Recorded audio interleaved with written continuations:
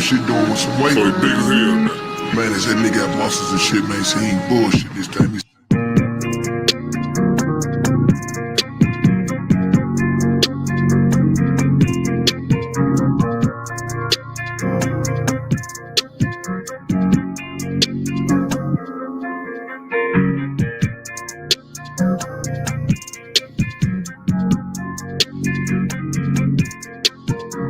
I like red bones, I type, light skin, next night, hello.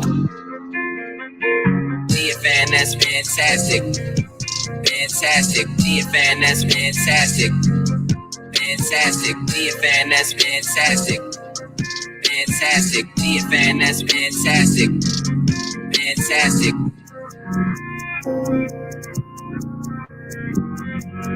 That's good, fantastic.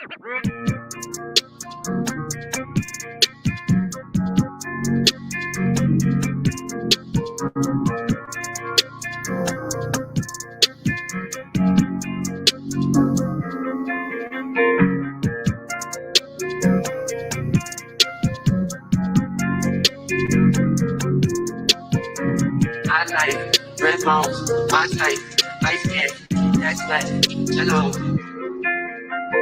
GFN, that's fantastic. Fantastic, GFN, that's fantastic. Fantastic, GFN, that's fantastic. Fantastic, GFN, that's fantastic. Fantastic.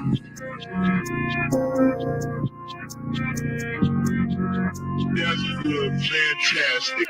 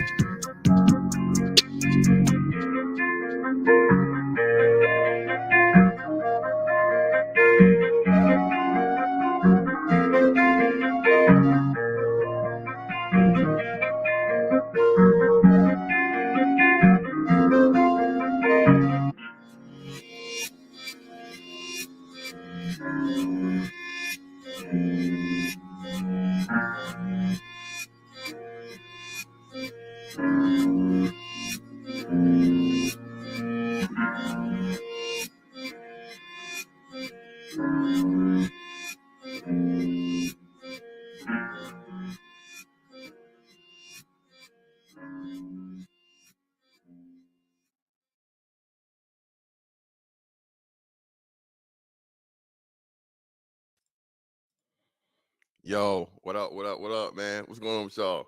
You see what the fuck it is, by the way. Back-to-back champs. You know what I mean? You feel me? Shout out to motherfucking Georgia in the building. Georgia stand the fuck up. You feel me?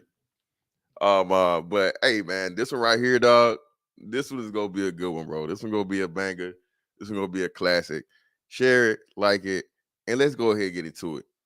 Now, the basis of this is for shout out to Jada Black, man. Jada Black posted this thing about the wide receiver at LSU. And you know, I brought this up a couple times. You know, I never been a trained nigga. Okay. I never understood the ideology behind, okay, we all gonna have, you know, intercourse with this one female. All right. And from what I hear, a lot of times I've never participated in a train, never been around a train other than actual transportation. Okay. I've ridden the subway in New York.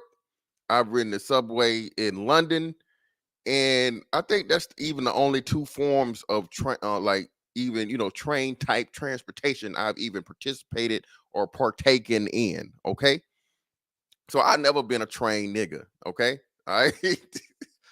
I'm I'm a car guy, and usually, like I said, I don't like no. I ain't never even had my car, you know, till its fullest capacity of passengers. All right, we not finna be deep off in my motherfucking in my shit. Okay, no sir, no. All right, you already know anything more than two niggas is prime pullover. Prime pullover criteria, nigga. Okay, so even doing that, you know what I'm saying? That right up, too many nigger limit. He's exceeded the nigger limit. Pull him over. One of them had something, warrant, weed, guns, something. Okay, let's roll the dice. We can't miss, right? So I've never been that type of person, bro. Like maybe it's the loner in me, I'm partially antisocial or whatever. But yeah, man, I never understood this concept when niggas were telling me, and I actually, man, so I gotta keep it. I gotta keep it real. I gotta keep it real. At the time, back in my basketball Northeast, all right, I was invited or told about a train, all right, and I kind of felt some type of way because like I missed out, all right, but at the same time, like, bruh, I was just like, ugh. I was like, ugh. I'm like, hold on. I'm like, whoa. So I'm not gonna say the person that participated, but it was a person that we were around, and it's the same fucking situation. Look, dog, let me back up a little bit. Listen, fathers, uncles, goddaddies, whatever, do not. I repeat, do not let your fucking daughter be a statistical fucking person. Don't let your daughter volunteer to be around a whole bunch of motherfucking boys on no type of athletic team, man. Basketball, football, no, don't do it. Okay, you might as well just give you might as well just give her a ticket to the nigga express. Okay. You might as well just give your own daughter or your niece or your whoever, get your little princess. You might as well go ahead because niggas finna. Don't tell me that was no bar. That was no bar. Nigga, listen. Crank it up. Woo, woo. Woo, woo. Bruh. The woman that gets it, the girl that gets it the most, man, is a little equipment manager that's a girl, or the stat taker, or whatever, or even the videographer. Why? Okay, do you think this young lady, okay, in her, transition into womanhood, and these young men that are in their transition to fucking manhood, all of that testosterone and estrogen and all of that stuff. Now this is me speaking from 15, 16-year-old fantastic. This isn't 30-year-old fantastic fantasizing. I gotta make this clear because y'all try to make this shit weird, like niggas was never kids before. So this is me going back to that time and putting myself in that place and speaking from that place. Okay. I am not promoting anything or sexualizing young women or any of this stuff. I used to be a young nigga, okay? I'm an almost old nigga, but once upon a time, if you think about it, we were all young and kids. That's where I'm speaking from. So you niggas try to make it weird. So, bruh, they told me about the train, bruh. And bruh, it was at least 6 niggas. I would have made 7, okay? And for the person who was involved, when I saw it, you would have never expected it. Never. I didn't see it coming, nigga. Pun intended. Never would have seen it coming. But lo and behold, when I saw it, I was like, bro, nigga, I was like, Weebay on the wire. I was like, word? Her? Like, yeah, dog. All of just, one after another. And then I recall, and I was just like, look at God. Look at God. Because before that, I remember a certain nigga on the team talking about, hey, man, his dick was itching. You know what I'm saying? He had something going down, you know what I'm saying, in the underground. He didn't know what it was, whatever. This is a teenage nigga talking to other teenage niggas that ain't paid not damn bit of attention in sex ed or science or biology or none of this.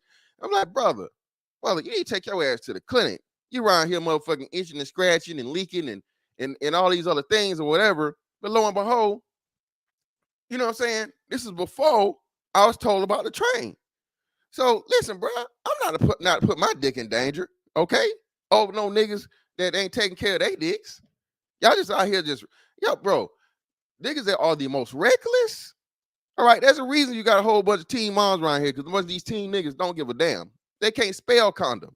Definitely can't spell prophylactic, okay? Definitely can't spell that. So condom, nigga, what is that? What's a condom? Nigga, they free, okay? Your mama, your daddy, your uncle, your somebody, you gotta get it from them. Or you can go to a place and get them for free. All right. Oh shit! Shout out to my man, Lord Hybrid in the building, man. Shout out to Lord Hybrid, man. I did a train once in my life. Not my thing. Don't like to be around a bunch of guys and they start to say, "Hey, shout out to Lord Hybrid, brother. This is words of wisdom." That too, brother. Listen, man. That's the concept. Y'all know I rail against the niggas in the locker room with their towels right here. Towels are made for waist, not shoulders, niggas. Okay, and granted, it's not that many niggas that do it. Even though the white brother had told me there's some old niggas that's out here violating. Listen, you old niggas, don't y'all be acting like no white niggas out here. Okay, y'all old fellas, don't be acting like old white men out here, man. Your towel is made to cover up your penis, brother. Okay. That's what it's for. Don't be around here walking around in the locker room. Hey, Jim, what's going on? You see that game last night? And a nigga want to do the Captain Morgan, y'all. The nigga want to actually motherfucking get up and just lean all on the damn bench and put his leg like, brother, Mr. Johnson. Mr. Johnson, can you put up your Johnson? Can you cover up your Johnson, Mr. Johnson? What's going on here?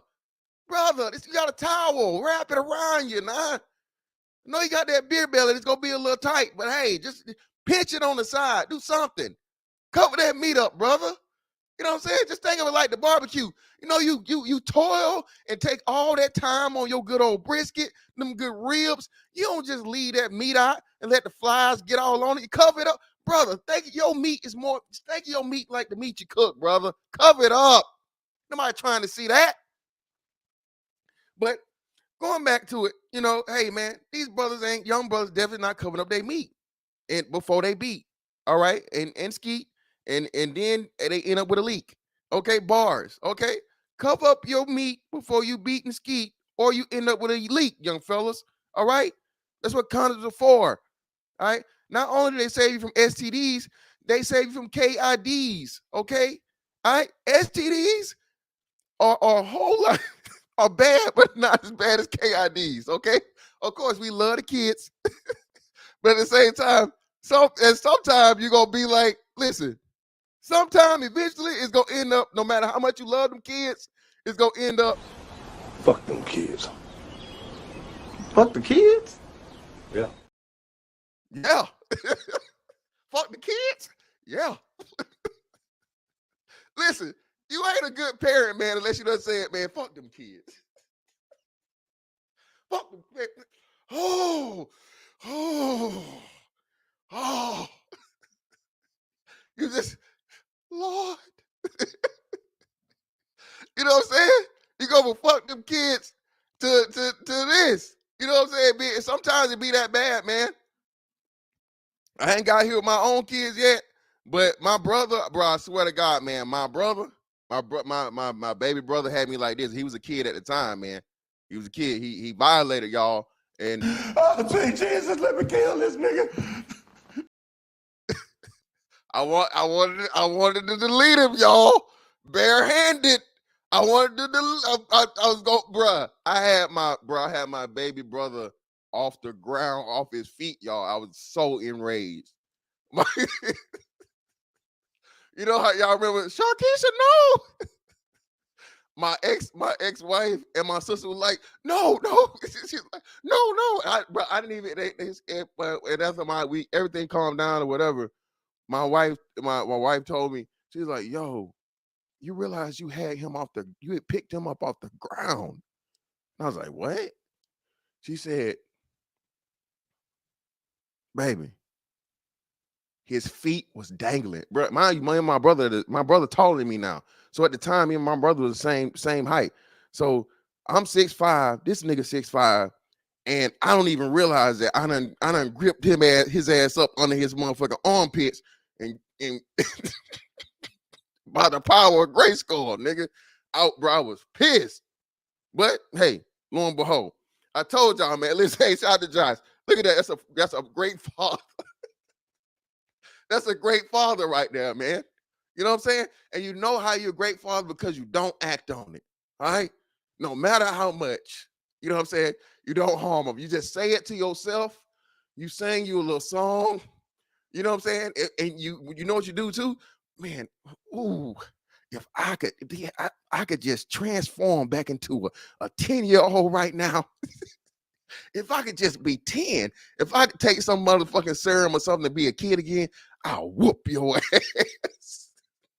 Knowing what I know now, my 30 plus years of life experience, but put it in a 10-year-old body, ooh, ooh, you know what I'm saying? Shout out to everybody building. Hey, man, I told you this bitch gonna be a motherfucking classic today, man. We popping early. Appreciate y'all pulling up on me. Hit the like and share, man. Pull up on me. What Peaches got to say? So y'all don't think running trains on girls is hey, y'all literally standing and say, Peaches, I do. I think it's a little sus. Okay, I think it's a little sus. Now, especially like in the same room at the same time. Listen, man. Listen, threesomes are for one man, multiple women, or like, you know what I'm saying? Anything else, brother, that's a, you know what I'm saying, that's a train or a gangbang. All right. And listen, I'm not about to be hitting no hands. I'm not about to be brushing no elbows. Listen, man, there should be only one dick out in a room. Okay. I'm sorry. Those are my rules. I really don't know what this is in the man law because you got the King James version, you got the new international, you got, all these different versions where the man law comes the same way, right? You know what I'm saying? The man law here is different than it is over in Africa, and it is in Europe and Asia, and, all these different things, right? Even regional, you know what I'm saying? The South version of the man law is totally different than the West Coast, you know what I'm saying? Versus the, New York, and northeast and Midwest, so it's different. So I can't really say, you know what I'm saying, for sure, but it's different delineations. You feel me? You know what I'm saying? Listen, yeah, bro, I can't, man. I me personally, bro, that's not how I get down, man. Listen, it's only hey, all the pussy should be for me. Okay, I'm greedy when it comes to the pussy. Okay, nigga, I'm greedy when it comes to the pussy. Okay. Listen, I ain't got time to be standing in no line. I ain't got time to be waiting around. Listen, bro, if it's pussy in the room, it's supposed to be for me. No matter how many it is. Hey, bring them. Hey, bring them on. But hey, as soon as whoa, brother. I'm stopping mid-stroke. Hey, what's going on here? Mid-stroke. I'm not even finishing the pump. Hey, whoa, hey, brother. You know what I'm saying? Of course, you know what I'm saying? To keep it, presentable, I gotta stay where I'm at. Because again, you can't, no exposed, you know what I'm saying? No exposed rods to brother. So hey, Shawty, you gotta be still right here. But mid-stroke, I gotta stop. Be like, hey, brother, whoa, what's going on here? I know I locked that door. Let me need you to back on up out of there now. No, Peaches. Now somebody got to die. Somebody got to die. If I go, you got to go. Exactly. Peaches is one of the weirdest things. I'm from the booty talk era of the golden era of adult entertainment, DVDs. I never understood the whole, two poles, two holes at the same time thing, right? Or even worse, two poles, one hole, sharing a hole. I was like, I couldn't even watch that, man. I was like, bro, there is nothing intriguing or interesting, okay, about what I'm seeing. This is disgusting. Oh my God. What, bro? You're literally rubbing your equipment against another. Brother, stop it. I'm out. That's almost bad as you Lamborghini door leg niggas now. Okay. Ain't nothing worse than a bitch that eat man ass, but that's damn near close. Okay, well, no, actually, that's worse. That's two men literally rubbing members. So that is worse. But man, it's equal. We'll say it's equal footing. Okay, two dudes allegedly, and again, I missed this one. Who was it? There was a porn star that just did a thing that said, "Hey, man, the mass majority of male adult entertainers are you know, are part-time pussy niggas." Okay, we'll just say that. Okay. See, yeah, shout out to Josh, man. Listen, man, we are shout out to MJ Hines, baby. Yeah, Zach. Listen, man, listen, man. All right, we are sophisticated in our adult entertainment. You hear me? Silent Sir, shout out to Silent Sir. That's what Missy Stone. Appreciate you, Silent Sir. Missy Stone just did a fucking interview and said, hey, most of these dudes are, hey. Okay. Missy Stone said that, legend in the game. She said most of these dudes are, hey. So, hey, man, hey, she said she got to know. You know what I'm saying? You know what I mean? Listen, bro. Hey, man, it's sad to say, man. It's a sad song out here. But, hey, that's why, you know what I'm saying? You think you want to do that shit, but no, man, it's like a ritual thing. You got to, you know what I'm saying? You got to somehow get to the pussy before you can get to the pussy. And that's not for me, brother. No, I'm good. Well, you know, in order for you to get all these women, you know, get paid for this whole, this needs to do one scene, just one, you know, one scene. It won't hurt one. Nigga, no. Look, listen here. You better get you look. You better get the hell on. you better get the fuck on up out of here. Fuck you talking about? I gotta do what? Shit, me. I ain't come here for no little boys. Okay. I didn't come here for no little boys. No, sir. But let's get into it, man. My bad, man. I don't want to belabor this. Let's hop into Jada Black's coverage of this, and then we'll span out to everything else. So Jada Black was talking about the LSU situation, and what really made me have to do it, man, was the whole this new situation with this cop thing going on in Tennessee. And listen, bro, when a chick get caught up, even if she's a willing participant, only the men are going to lose. Okay, only the men are going to lose. And hey, man, y'all better show some love to my motherfucking thumbnail too, nigga. That thumbnail is fire. Okay, that thumbnail. I had to find the angry Thomas the Train niggas. It's just disgusting. Just ugly face. Y'all gotta show some love about motherfucking thumbnail work, man. But the police situation that's going on with in Tennessee, to where again, look, bro, trains and orgies, man. That shit is for the professionals only. Black man, leave this shit alone. This group sex shit, man, unless this is something with more than one dude and several women or whatever, bro, it's always gonna end up a L for the dudes, man. Bro, I know y'all say, you know, she was it DTF, nigga? Hell no, nigga, leave that shit alone. Fuck that. And she, oh yeah, I'll do them all. I'll do them all. Yeah, bring them on, brother. Just kindly set you up a separate private appointment individually. Don't kiss her now. Listen, don't kiss her. Don't you put your mouth.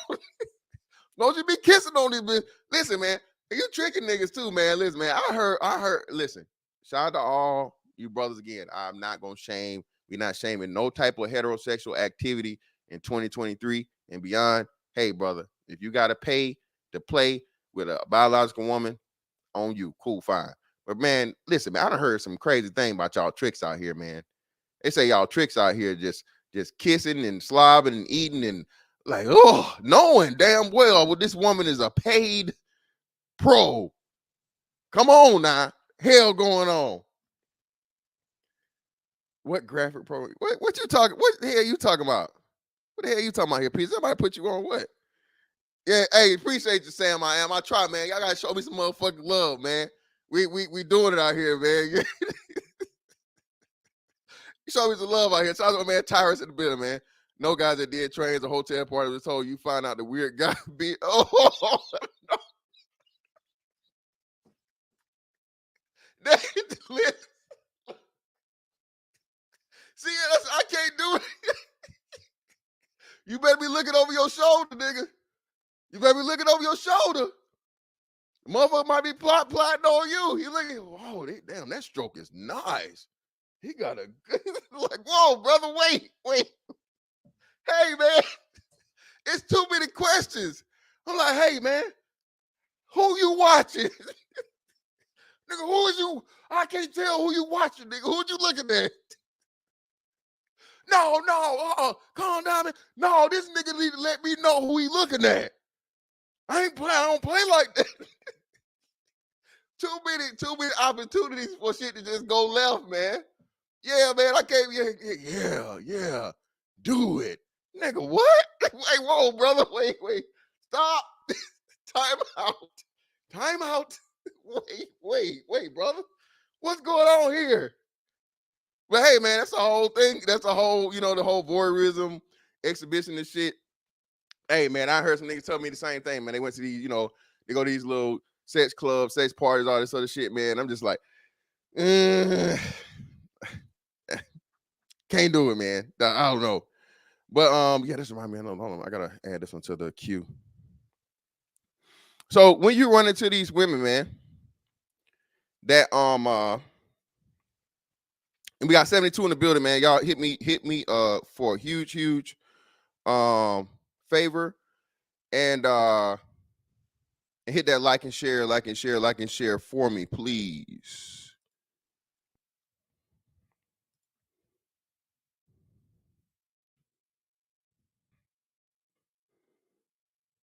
Here we go. Got him. That's what I need right here too. Hold on, me. All that. There we go. And these women are out here, man. Back in the day, we used to call them, nymphomaniacs or whatnot. Women that just enjoy sex, however it comes. They're very, very, you know what I'm saying? All those different things. But hey, man, you really can't say that. No, Lex, no, sir. No, fam. Nah. It's gonna be some furniture moving around that motherfucker, man. I don't know who the hell he got this goddamn his eye on. Shout out to Watch Game. Appreciate you in the building, bro. Let me do this real quick too. Hey, make sure y'all follow me. My link tree, if you have not. I appreciate everybody that sub to my Rumble. We will be doing 10-4 Tuesdays on the Rumble. That way we won't have to worry about censorship and all that different shit. Again, getting banned and banged up out of here. Make sure you guys follow all of those for me if you have not already. And of course, if you would like to support, I'm gonna put this right here for y'all. Oh shit. And I greatly appreciate you. All right. So let's go into the Jada Black thing.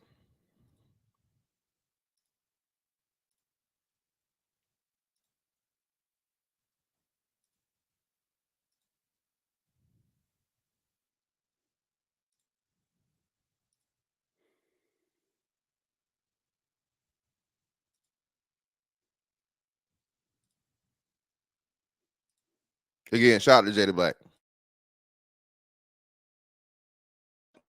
Almost a week now. But I was kind of just looking through everything, make sure I had everything that I needed, because I don't want to speak on something like this and not have as many facts as possible. Because here's another example of why I am not a fan of women being a part of football organizations, especially in college. Because you're getting these young 22, 23-year-old women, you're giving them a position in the football organization around a bunch of guys, whether it be coaches, whether it be players. Because this particular story with Keyshawn Butte, football player at the University of LSU, he's gotten himself kicked off the team, allegedly, due to a party where him and some coaches, and I think it was him and with some coaches, it might have been another player, but I think it was him and mainly just him and other coaches. And they got together with this particular female, Destiny. That's her name. That's the name of this female here. Her name is Destiny Wilson. She's 22 years old, again. And they were in Atlanta for the SEC championship game. They're in Atlanta for the SEC championship game. And they had a party, a get together. It was like 5 all together, 5 or 6 all together. She was the only woman that was there. And I guess the coaches found out about it.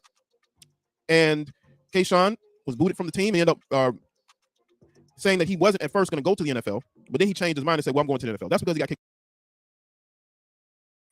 All right. So again, you see that no one likes that ratio. Now, had it been him and 5 other women, you can say, well, hey, look, man, nobody's ever going to talk about that. Why? Because it makes the man look too good. Makes the man look good. Y'all know how the public is or whatever. Oh, man, ain't no nigga get no pussy like that. Nigga ain't gonna be able to get no 5 bitches. 5 bitches at once? Ain't no way. This nigga ain't even NFL yet. You mean to tell me he had 5 hoes at one time? That's some bullshit, man. Get out of here. Nobody cares about that. But when you have 5 men and 1 woman, niggas at that, niggas, you already know how that's gonna go. Oh my God! I thought these guys would have learned from Derrick Rose. No more trains. I just don't get it. These guys don't even they don't even have trains. Where's this guy from? They don't have a subway in Louisiana. Why does this guy want to get on a train? Like, this just can't get. Oh my! Why can't you figure it out? Jesus Christ! Can you just talk to her alone? Get with her by yourself. Okay? Jesus, 5 of you big. I can't even say it. Just get him out of here. You better be glad you're good. Good luck in the NFL, Negro. Gee, 5 at once. Jesus Christ. Wow. And this is why I went all the way back to because remember the first big scandal that I remember of note that made a national thing, and you know what I'm saying, was the Louisville basketball scandal. Shout out to my boy Nate. I actually worked with a guy. He was in the Navy. He retired after that. But he was telling me about his cousin. He's cousin with Montrezl Harrell. You know what I'm saying? Cousins with him. And he was like, hey, man, he just threw his hands. When old girl snitched on him with the whole Louisville basketball program. And, bro, we going to do an update on her. Be like, bro, it's not worth it, dog. Okay? Listen, man. Listen. I know you want to get that you know, that money, I know you want to get that out you, man. Okay, a nut is a powerful feeling. It's a wonderful feeling, man. It's euphoric. You know what I'm saying? It's somewhat of a high. You know what I'm saying? I feel you, brother. You want to get that adrenaline rush, that you know, that epinephrine, that why do I always forget the other fucking shit? What is it? The dopamine. Yeah, man. You want to get all them good feel sensations or whatever, man. You know. You want to get that feeling. But, brother, think about the millions upon millions of dollars that you are not only probably risking yourself or whatever, but the other people involved. And usually, you know what's crazy? It's not even to the defense of the students. The students aren't it. It's the coaches. It's niggas that should know better. The dude that brought everything in Louisville was a coach or a recruiter or whatever. Just like this guy right here was a wide receiver coach. Bro, you should know better, man. You 30-something years old or whatever. Like, hey, man. Nah, fam. Nah. Shawty, I know you about to bust it wide open. You looking all good and whatever, but we can't do it. Okay? Can't do it. Spent, bro, the night before the SEC championship game in Atlanta. Again, man, Atlanta, for whatever reason, man, Atlanta has a fucking a freaky spirit on it, okay? Shout out to Freak Nick, okay? That's why I said the Freak Nick spirit has never left Atlanta. Motherfuckers go to Atlanta, man, and lose their damn mind, okay?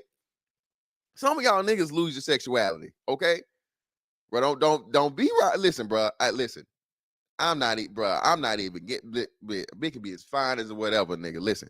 For one, I'm definitely gonna need to see all the motherfucking tests and STD shit. You know, I need to see birth certificate to make sure that you're a woman, natural born woman with like pictures to match. I want to see, you know, 1-year-old pictures. We'll do some kindergarten pictures, and then I need to see your middle school graduation and your high school graduation to make sure and confirm you're a fucking woman. 1. And then 2, I cannot fuck you in the Atlanta city limits, bitch. We got to go to fucking Lizella. We got to go to Marietta. Bitch, we can even go down to Macon, but there's no way. The statistics say, okay, even if both of y'all clean, nigga, you have sex in Atlanta, somebody leaving there with an STD, okay? I don't make the rules. I don't make the rules, man. I don't make the rules. Listen, bitch, we not fucking in Atlanta. Okay, I'm sorry. What's wrong? What's wrong? Don't ask me no questions. Just do what I'm telling you to do. That'll be the only time. Be submissive, bitch. Be submissive and just do what I'm telling you. Okay? Be submissive. And we finna go to Gwinnett, all right? But yeah, man, bruh, the night before the fucking championship game, dog, bruh, how do y'all think this not gonna get out and you in Atlanta?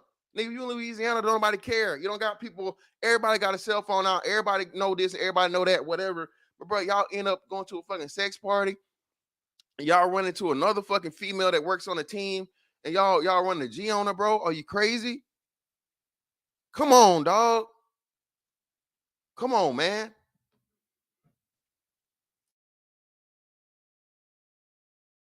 Kicked off the team for this party.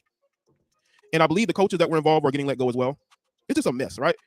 And the thing is, LSU had a great bowl game. They had a great bowl game. Now, I made a video recently about a football player from Tennessee State, right? How he was dating a woman who was in the football organization. I believe she also may have been director of, she may have been, she had a position on the football staff. I believe it might have been the same as Destiny's here as far as on-campus recruiting. And, you know, this particular female at Tennessee State, you know, she ended up ramming her car into this particular football player because he dumped her and was dealing with another woman. Once again, you have these women in these football organizations on a college campus. You got these 20-something-year-old females around these college football athletes and coaches. And you don't think something like this is going to happen? I bet stuff like this happens a lot more than y'all think. When you bring women into these staffs where they're traveling with the team, they're around the team, you don't think something like this is going to happen? And the thing is this, the one thing I was thinking when this happened, I was like, you know, this guy couldn't use Tinder, you know, hook up with a local chick in Atlanta. You hooking up and y'all having this choo-choo with a female that works on the staff. That's not a good look. And I could see why Brian Kelly had to clean house. He had to get rid of people. And that's why I came up for the NFL.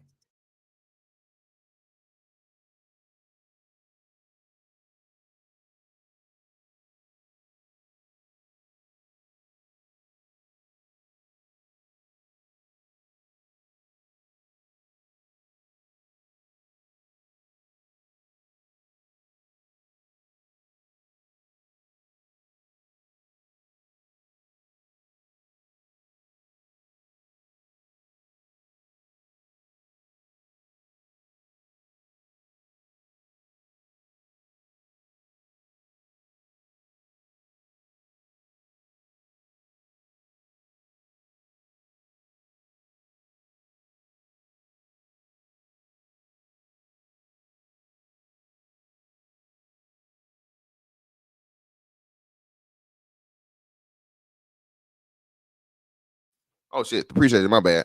Shout out to Georgia boy in the building, man. D1 athlete perspective in here, bro. You know what I'm saying? Let us know how it goes on these campuses. And you're trying to entice these young fellas to you know, choose that school to go to. One of the best accounts of this in real life was He Got Game with Denzel Washington and, you know, Jesus Shuttlesworth, Ray Allen.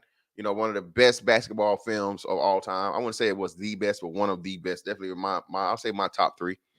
And you know, after everything's done, they show him the whole campus and shit or whatever. They drop little Jesus off down in like this little dorm room or whatever with these 2 big titty white girls. You know, cute little fine white girls is with the shits, ready to do everything. Oh, Jesus. They even say it. Oh, Jesus. And hey, man, he had the time of his life. You feel me? So again, man, you know how that shit goes. You know what I'm saying? You know how it goes. I should be good now. I should be good. I'm my bad. I was muted earlier. I appreciate your silence, sir, for letting me know, man. I realized I was muted. But yeah, man. Yeah. So and then too, like I said, then back in them days, bro, you was good. It only got, you know, we no way it was gonna get out. But you know, now, man, everybody got his cell phone out, bro. That's why I couldn't even be comfortable. Nigga, you motherfucker, put your whole shit on the motherfucking net, man. You at one of these sex parties or whatever the fuck or whatever. You nigga, you better be out here like Pooh Shiesty, nigga. Ain't no way I'm finna be up in a sex party, man. Just, you know, nigga, I'm finna big brr. Nigga, I'm Big Shiesty, nigga. Ain't no way, bro. Nigga, I'm with all of the motherfucking COVID mitigation rules, nigga. I'm gonna be triple matched up. Ain't no way you finna see my whole face out here, bro. Ain't no motherfucking sex club, motherfucking gangbang party. What the fuck going on, bro? But yeah, man, that's exactly. Listen, yeah, bro. That's yeah, man. He got game, man. It was a good accounting of that, bro. And like I said, but this dude right here, bro, like I said, he's on his way, very highly touted wide receiver. And bro, you know, you messing up your money because now the teams, if they got an excuse not to draft you, because you drafted, you get a certain amount of money versus you just coming off, what I'm saying, getting picked up, right? And motherfucking making your way on the team through trials and shit or whatever. But you hurting your money, man, now because hey, decision making and you gave more about a damn about getting a nut than your whole college football program and the coach and all these different things. So yeah, man, you got to be careful with that shit, dog.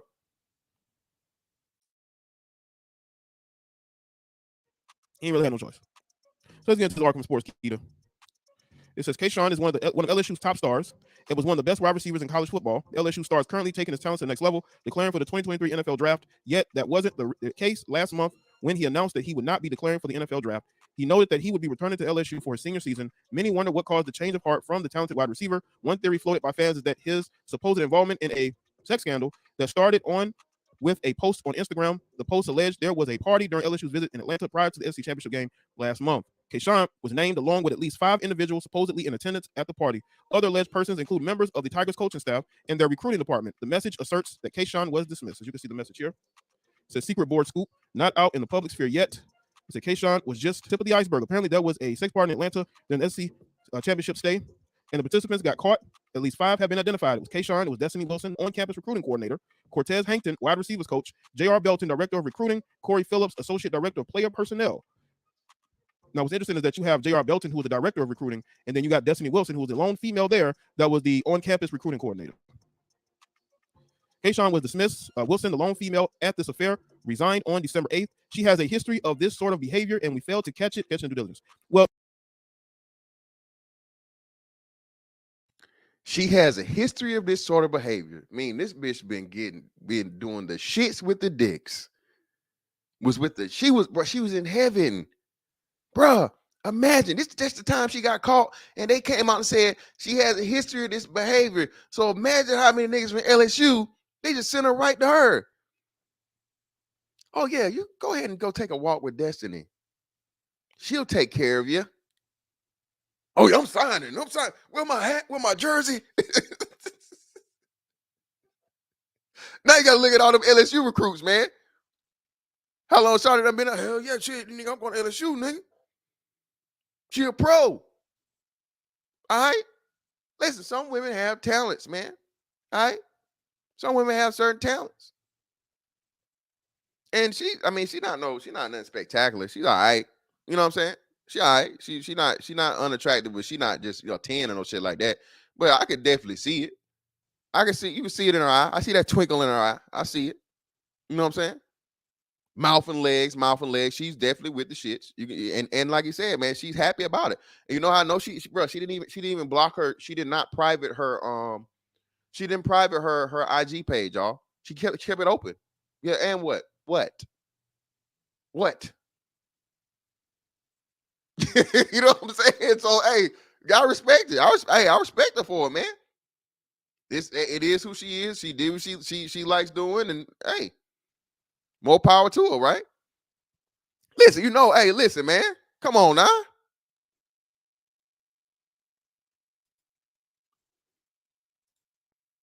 It was Baylor defense in a few years back who has career ended because of the false allegation. Dude was like 6'9" or some beast mode shit. Nigga probably working at Macy's now. And that's that. And silent sir, all seriousness, bro. Yeah, we gotta do that too, brothers. That's why you don't want to do that either, man. Because these allegations, man, can just ruin your whole shit, dog. Allegations. That's what almost happened with D Rose, bro. D Rose had to fight that shit. You know what I'm saying? You go back. Kobe had to fight that shit, bro. Anytime, especially with a black man, you get any type of sexual impropriety, inappropriateness, accusations, bro, you're guilty until proven innocent, bro. And even after you're proven innocent, you're still guilty. What was the name of the guy, the actor, director that did the Nat Turner story? What's his name, y'all? What's his name? Help me out in the chat. I can't think of his name. Anyway, him. He went to trial for a similar same thing in college during his college years, allegation, beat the case beyond a shadow of a doubt, beat the case, and lo and behold, not just women, but black women. No, it wasn't Kugler. It's not Kugler. Uses against this man, Nate Parker. Appreciate you, Dub. Appreciate your son's hot raw. Yeah, Nate Parker, bro. They used the case where this man clearly beat the case as an excuse to, destroy his chance at a pretty solid film. I'm not gonna say it was just spectacular and great and all these different things, right? But as much love as everybody gave all the other slave movies, it's crazy that the anti-slave movie was the only one that got any type of friction. 12 Years a Slave, Lupita came on the scene with that one. That nigga with like the longest last name in history. What's his name? The main character in 12 Years a Slave. That dude, the same dude that played in Doctor Strange or whatever. That movie got hella praise. It was another Django, of course. That was all within the same like time span, right? But lo and behold, Nate Parker's film was the only one that was criticized and all these different things and didn't get as much as it should have gotten because they reshuffled and redug up this case that he had beat, allegedly because the woman deleted herself, and they tried to blame him for it, even though he had been adjudicated and proven innocent in the situation. So yeah, man. The sisterhood was on top of that shit. Crazy, right? Yeah, man, that too. They did the same thing with Kobe, even though, like I said, the woman, nobody ever talks about that the alleged victim having several semen specimens in her underwear and all these different things and and she settled. Most importantly, my opinion. This is my opinion. If I'm saying someone did something to me of that degree, I'm not worried about any amount of money, or at least the money is going to come after the criminal conviction. But of course, she settled for the money because it was fucking Kobe. And that was Kobe's biggest fucking mistake because, bro, people don't understand, unless you were there and you was at time, at our age, Kobe was the face of the NBA. Kobe was going to be the reason why LeBron got so big is because they had to bring LeBron in and bump him up as soon as he got in so early because Kobe had fucked up. Kobe's case happened in 04-05, the 04-05 season. So, and LeBron came in 2003. Kobe was on all the NBA. They had just started NBA League Pass not too long before that. I want to say it was either 03 or 04 NBA League Pass. He was the face of that. Spalding, he was the face of that. And Spalding, well, that's the official basketball up until like this year of the NBA has been for X amount of years. Sprite commercials, McDonald's commercials. At that time, Adidas, all these different things, right? Kobe fucking. Come on. See, you always got one nigga. You always got, see, this is why we can't never get nowhere. Brother, no. He just did a jiu-jitsu movie called The Red Belt. Who, Nate Parker? I'll have to check it out. But nah, man. Yeah, man. Several watch gamers, several semen samples in her panties. Several. You can go look that up on the, informational case or whatever. But, the Kobe haters gonna say whatever. You gotta probably Lessons Burned is one of them LeBron niggas, so they don't care. But let's get back to the thing, man. My bad.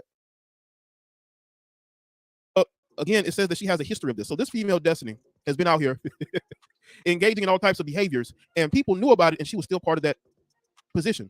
Now, I don't know if Brian Kelly knew of her. Maybe someone else, J.R. Belton is the director of recruiting. So maybe he could have put her in that position, right? So she's known to be doing stuff like this. I told you, man, you get certain women around these athletes and these coaches, this stuff is bound to happen, man. It's bound to happen. Let's see. Hankton, the highest paid wide receiver coach in the country, will be terminated effective after the bowl game. The fates of Belton, the reputed instigator, and Phillips are not known yet, but both are almost certainly gone. So you got one of the best the highest paid wide receivers coach in the country, which was Cortez Hankton, who got let go. And then you got the instigator, J.R. Belton, who's probably been having relations with this woman, for however long they've been there working together, or even before that. He's considered the instigator. Instigator, he's going to be gone. You see the domino effect that happens when you have dysfunctional people inside of an organization. You got to let those people go before it gets worse. Now, they're lucky that they just had this party with this one female who probably is either dating one of them or just sleeps around with a few of them. And it's not just some random chick they met up with in Atlanta, because it could have went completely left. It could have went completely left. But you got to understand, in college football, a lot of weird things going on in college football. There have been situations where coaches have used strippers in order to entice recruits. They've used escorts to entice recruits. Recruiting is a dirty game. Now you got money into it more with the NIL. It's crazy out here, man. it's crazy out here what's going on out here, man. Maybe that's a reason why they hire certain women to these on-campus recruiting. Like, they do that on purpose. You know what I'm saying? Because a lot of times. Exactly. You need a slut that's willing to give up that butt. Okay. So Lil Ron and J Marquarius, and you know, especially the niggas, you know, they ain't got no dad to give them no pep talk and warn them. They ain't got no uncle. They ain't got no big homie. You know, everybody, they mama just so happy today they done hit the motherfucking lottery.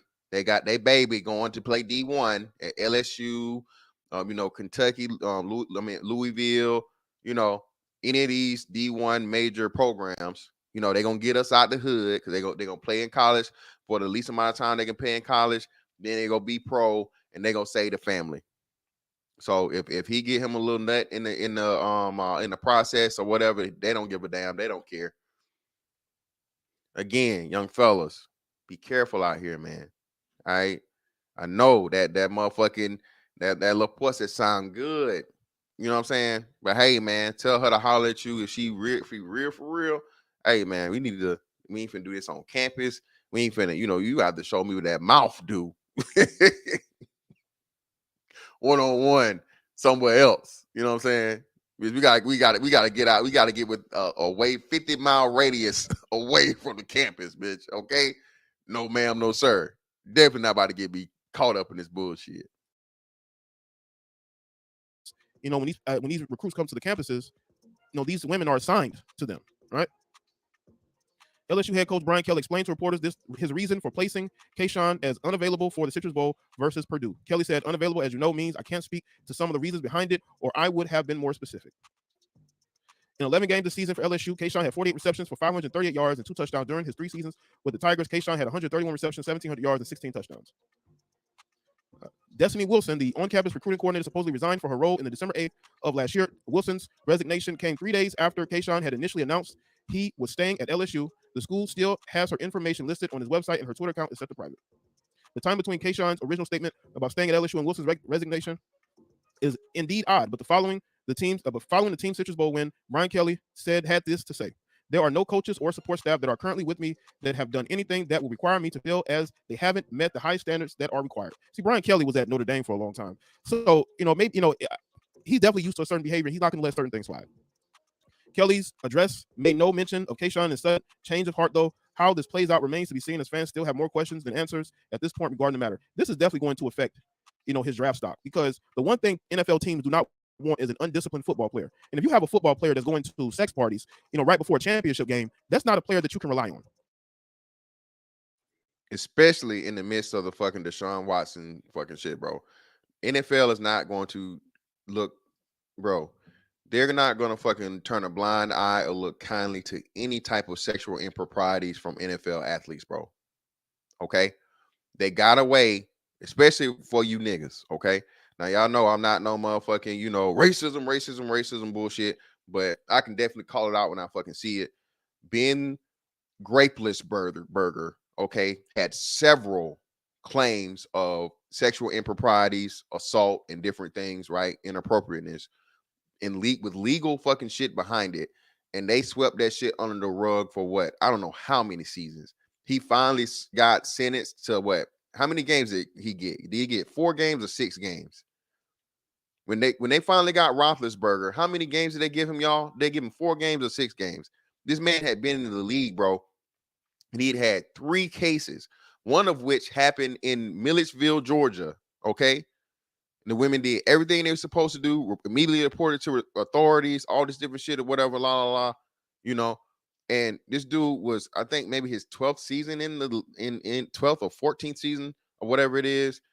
This man finally got a suspension after his 3rd criminal allegation of sexual impropriety. But Deshaun Watson, You know, can't get no massages and shit. You know, they just hit him with a whole season, bro.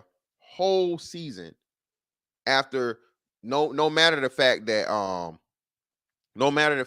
you know, plenty of the state never picked up the case because it was too many inconsistencies in the fucking claims and the testimonies of the victims and all this different shit. And then eventually he folded and he motherfucking gave an apology and he motherfucking paid them money, bro. Listen, dog, if you're gonna stand on it and you innocent, bro, be that. Go all the way. Don't ever fold, because as soon as you do that shit, bro, just like back in the Kobe situation, oh, well, why'd you pay her money? They don't worry about the fact that the case went away and that, you know what I'm saying, this person, you know, recanted their statements and any of this other shit or whatever. Bro, if you ever go away from anything other than I am innocent, I'm innocent, I'm innocent. At the same time, bro, I understand it. I told y'all, bro, don't take this shit to no jury trial, bro. I'll take that shit to a motherfucking bench trial. Don't trust these jurors nowadays, especially in this woke thing. Whoever that is, I don't know who that is, but okay. Well, thanks for your $1. I think if this is real you, appreciate the $1. Yeah, man, don't do this shit. Oh, I got somebody from Facebook over here. Appreciate you, fam. Shout out to Derek Moses over there on Facebook, man. Appreciate you, bro. So yeah, man. They never filed criminal charges, just a bunch of lawsuits. Okay, a bunch of lawsuits. Yeah, man. Yeah, man, but again, you know they're gonna look at it something different and whatever. Yeah. Well, hey, just keep it for the record there, young fella. Who came to who first? Remember that. Y'all don't know me, but you over here. Just saying. Never been where y'all at. Don't got to. But I appreciate the $1 though, man. I appreciate the euro, fam. Appreciate you. But anyway, understand that, man, how that shit's gonna how it's gonna cold and how it's gonna flip when it comes to the optics, the media, the public perception, to where you're involved in any type of sexual claims, man. It's not worth it, bro. All right. Get you your own little personal thotty, you know what I'm saying? A little hottie thotty, whatever. And you know, do whatever you want to do with her.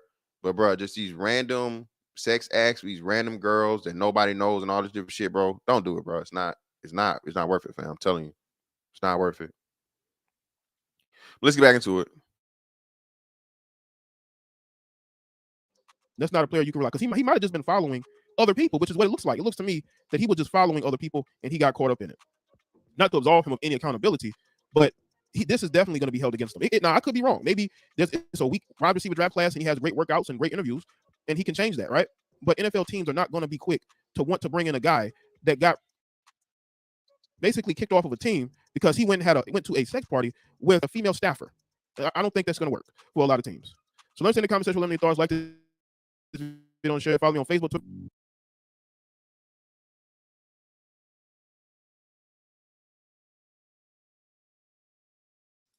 Again, man, shout out to Jada Black for that. You know what I'm saying? Now let's get into it. Speaking of Atlanta, again, man, I don't know how, why, or where Atlanta became this motherfucking this hotbed for these sexual, just, I don't even know, man. I don't know. The spirit of Freaknik lives on. The freakiness in Atlanta, nigga, I told y'all, the 10 dicks a day. Remember that? Y'all remember how many? Put a 1 in the chat if you know about the 10 dicks a day. Better yet, if you don't know about the 10 dicks a day, put a put a 2 in the chat. If you know about the 10 dicks a day, all my A1 day ones, you know, put a 1. If you don't know, put a 2. Because if I got enough 2s, man, I'm gonna have to re-explain it to y'all. But yeah, man. Yeah, bro. It's crazy out there, brother. Shout out to Doug in the building, man. A white guy knew at a party at a PWI, they ran a train on a chick, and one of the guys realized he's running a train on his. Oh, Lord, Calvin, no. And this is another reason why you don't. This is why you don't party with white boys, man. I tell you, bro, wasted, nigga. You definitely finna be. No, Calvin. Oh, Lord, Calvin, no, not your own sister. Not your own sister, man. Damn, Doug Will, you ain't heard the 10 dicks a day? Y'all ain't heard the 10 dicks. Oh man, I gotta tell the 10 dicks a day. All right, man. So I had this individual.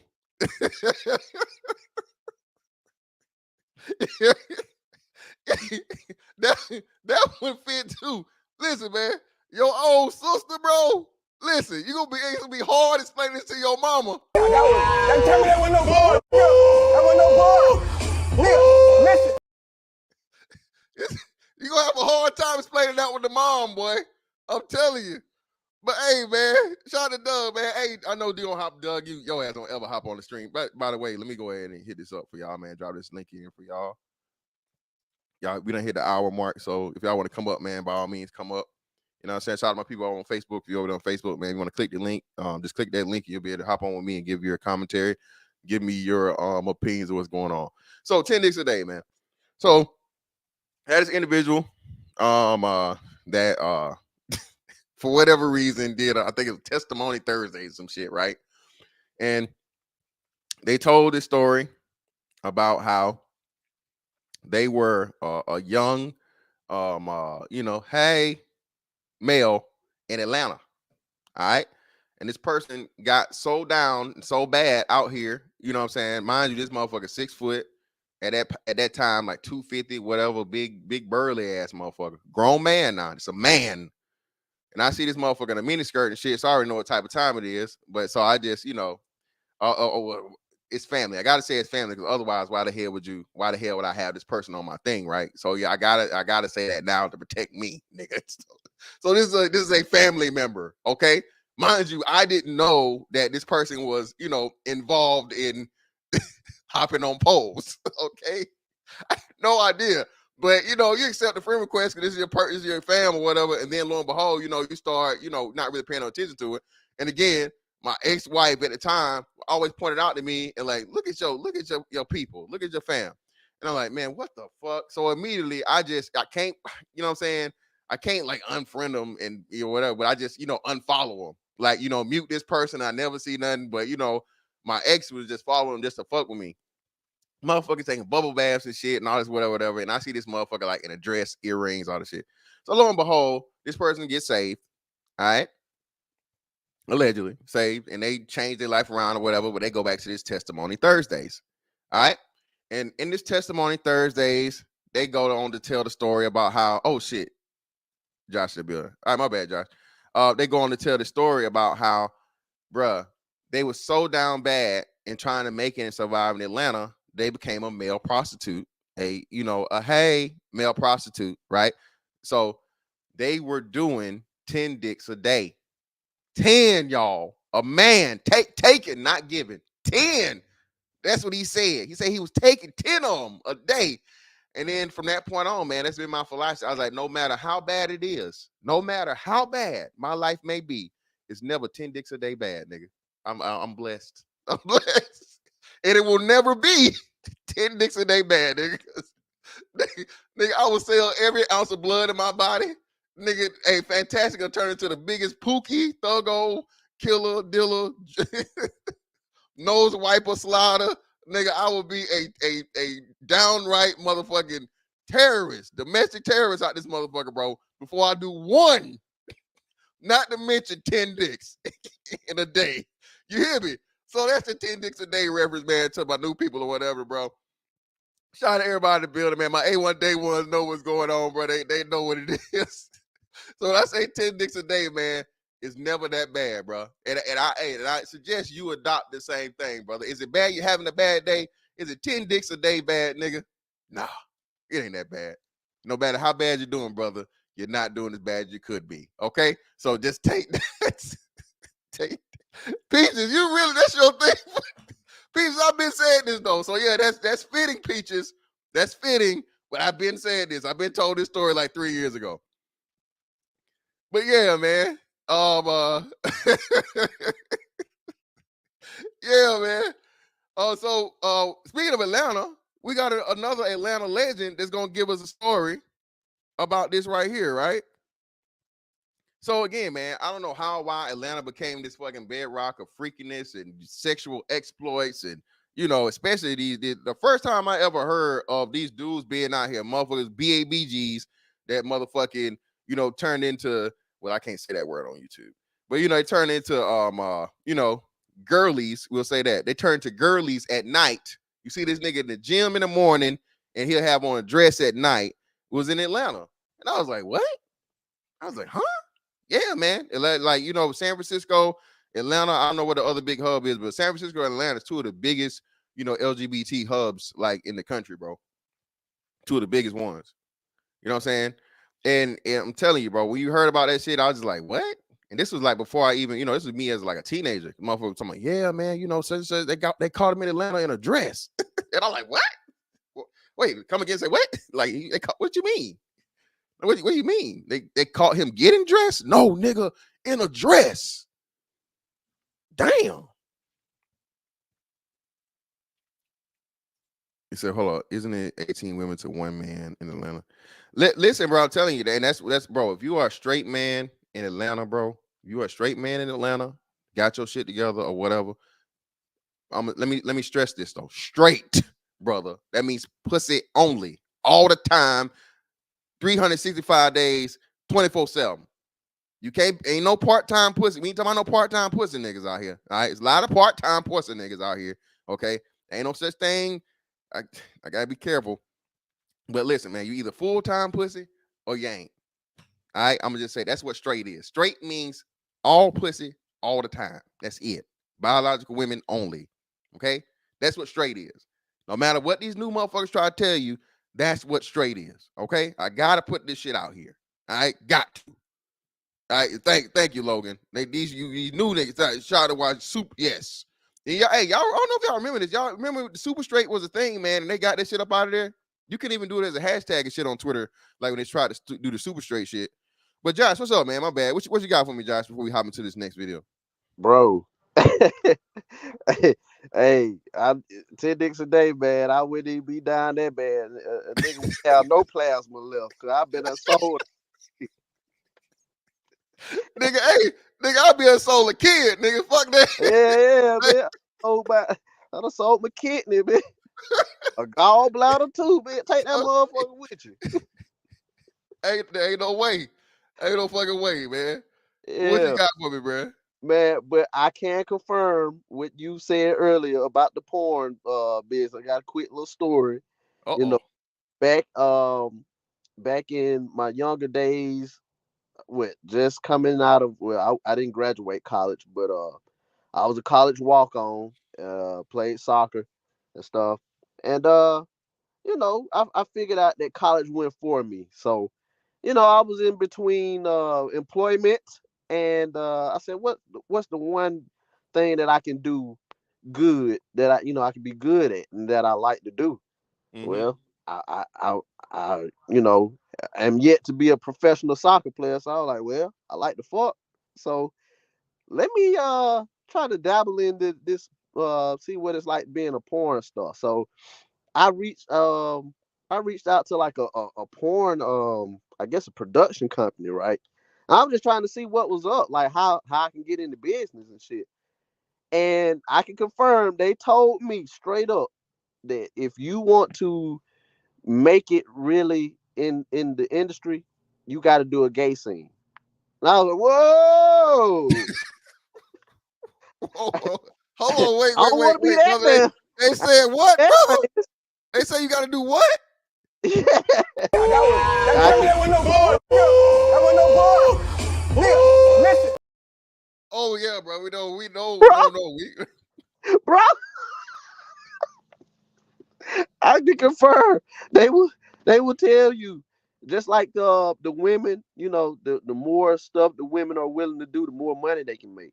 That's how they get paid. So all your pinkies and all that there, they were willing to do like insane shit.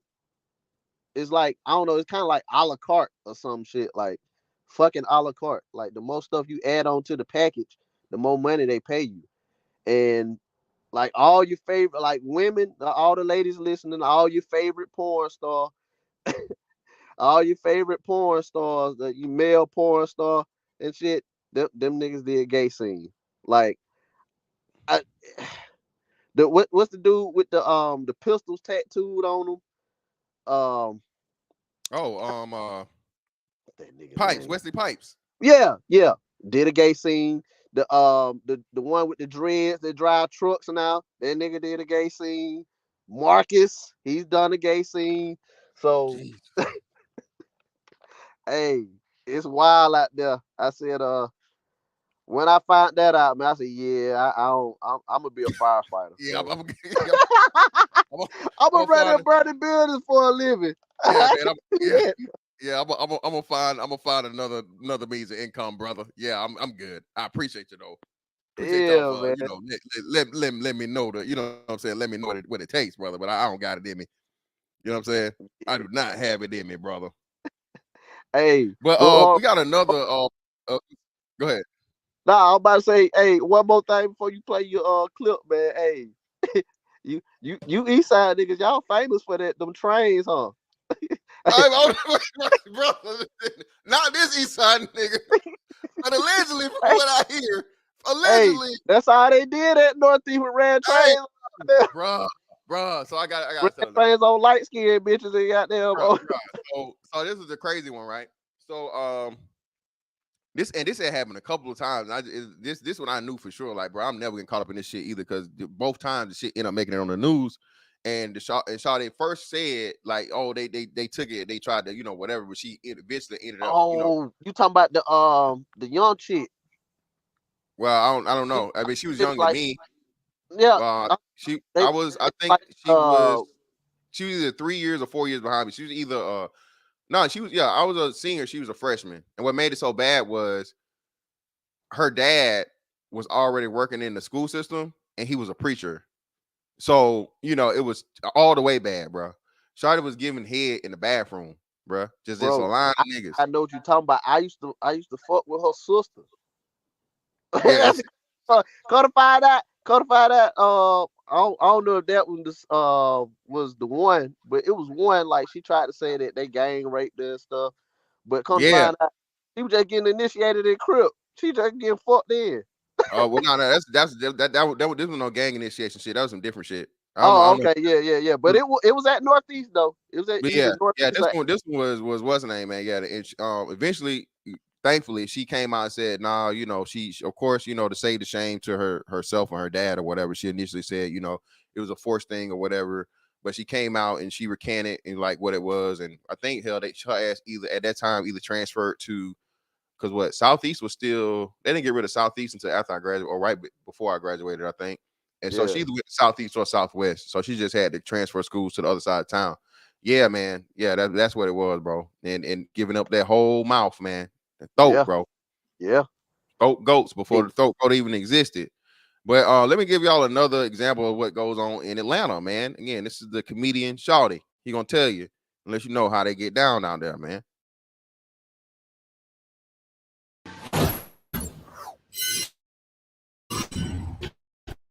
So talk to me about Freaknik, bro. Oh man, we Freaknik was crazy. I remember Freaknik '94.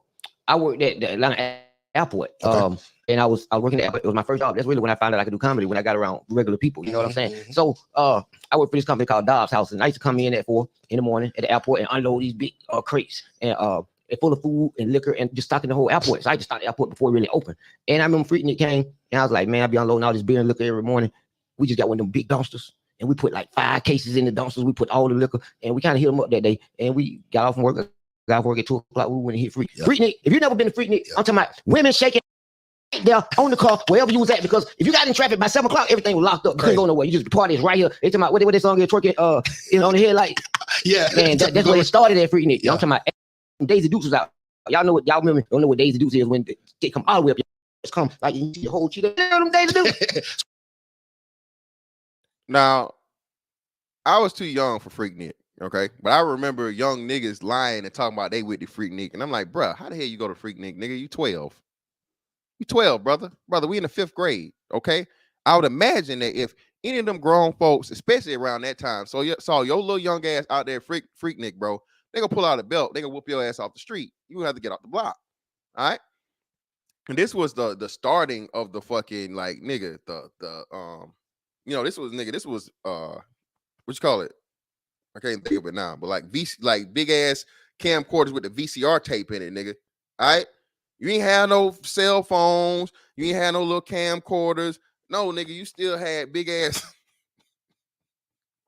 Big ass, you need a tripod to motherfucking film ass motherfucking video recorders on your shoulder and shit. You know what I'm saying? Peaches, watch your mouth before you get motherfucking timed out. Check the disrespect, Peaches. Man just told you 94. Okay? 94 Peaches. I was 11.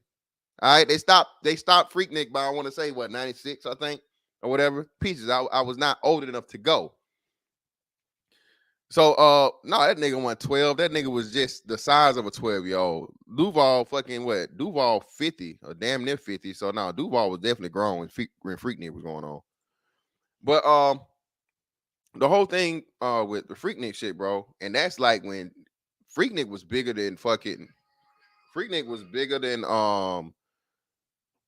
shit, Miami Beach and Myrtle Beach and shit at times, bro. You know, that was the biggest fucking like black festival like out. And when they tell you the stories I heard from the shit, man, just being like that age around that time, bro, was crazy. From like older cousins, older kids and shit like that or whatever. Yeah, motherfucker was like, now, motherfucker was in high school, 16, 15, 16, 17. Oh, they was in there. Them motherfuckers was definitely in there, nigga. So if your mama was 15, 16, 17 or whatever, hey, nigga, you don't know who your daddy is? You're probably a Freaknik, baby, nigga. You in Georgia? You're probably a Freaknik. Or the South. You're probably a Freaknik, baby. Sorry, brother. You'll never find your daddy. Never. Here we go. See, we got an OG, triple OG in the motherfucking building, man. And he was way out West Coast then, coming from the West Coast. He's probably, in 94, you were in. So, I don't know. Either way. Yeah. Yeah, the general man, make the odds to Freaknik. The general one of them niggas you talking about, hey, the general one of y'all niggas' dad is out here, for real, low key. They don't know about, all right? They weren't doing no motherfucking throat babies back then, nigga, and all that. They was putting it in her, bro. What you talking? No, no. You know how I'm coming. Niggas wouldn't give a damn about no counting back in 94, nigga. Let's get back into it. So it really was like a real big freaky block party. Yeah, it's a party atmosphere. And just everybody just going crazy. Going crazy. Now, it was speculated that during Freaknik, there was people outside in the open just getting. Yeah. Oh, yeah. They had this thing in Atlanta called Cut Up. Okay. And the day it'll be called. Because guys would go out and it'd be one guy, it'd be one woman, and she'd be they call it Cut Up, and she would be with the cut. She'd be with, and then guys would take their turn. Again, you train niggas. I blame y'all. Black men. It's not the 90s. Okay? Trains were authorized and okay and not frowned upon in the 90s. But in 2023, a train is where you better not be, brother. Only train you should be on is actual transportation. Okay? If you're in Atlanta, it's the MARTA. Okay? If you're in fucking New York, it's the subway. You know what I'm saying? Amtrak is national. All right. Amtrak go all up and down around, Norfolk Southern. They don't really do passengers, I don't think, or too much. Norfolk Southern is usually like, transporting materials. But brother, if it's not a train that you ride on, okay, you don't need to be involved, brother. You don't need to be involved.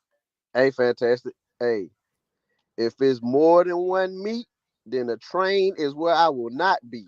Exactly. Yep. This is not motherfucking Sonny's. This is not fucking this is not none of your barbecue spots where you're like, hey man, I want the 3 meat special. No, brother. This single meat only, brother. Only one order of meat. Okay? Should be involved in them sheets. Only one order of meat will be involved in the sheets for me, brother. Anything other than that, brother, it's not authorized. Don't do it. It's not worth it, bro. What's up, bro? What's going on, Jill? What made you cover this today? Hey, well, it's a combination of things. So the LSU thing, and then I'm gonna get into the police thing, where the little white girl police officer she got involved in the gangbang or train or whatever. So that's what made me hop on it, General. Well, pause. But okay. So real quick, man. Real quick. Speaking of Freaknik, I think my first one was one of the earlier. It was really about college students getting together. predominantly HBCUs, and then it blew up and got out of control. At the time, I was, a young college lad running around at an HBCU, and that was the thing to do. That was the event to do. It was that, and then there was the Capitol Beach Party over here in Texas. So those that couldn't go down to couldn't get to the one in Miami, have spring break every year. Then they started the Freaknik, and it started out innocent. Truthfully told, I must say, at first it was real innocent. It was about college kids converging, getting together, networking. Of course there was parties and Greek shows, and of course there were, as you say, trains. And thankfully I didn't participate in none of that shit. It was more about hanging out with the boys and the athlete, and being an athlete and walking around with your little shirt off and looking at the girls as they, did their thing or whatnot. But it was real innocent in the beginning, and then it got out of control as more students from different colleges, way west, up north, and particularly in the south, started to converge. Freaknik got out of control.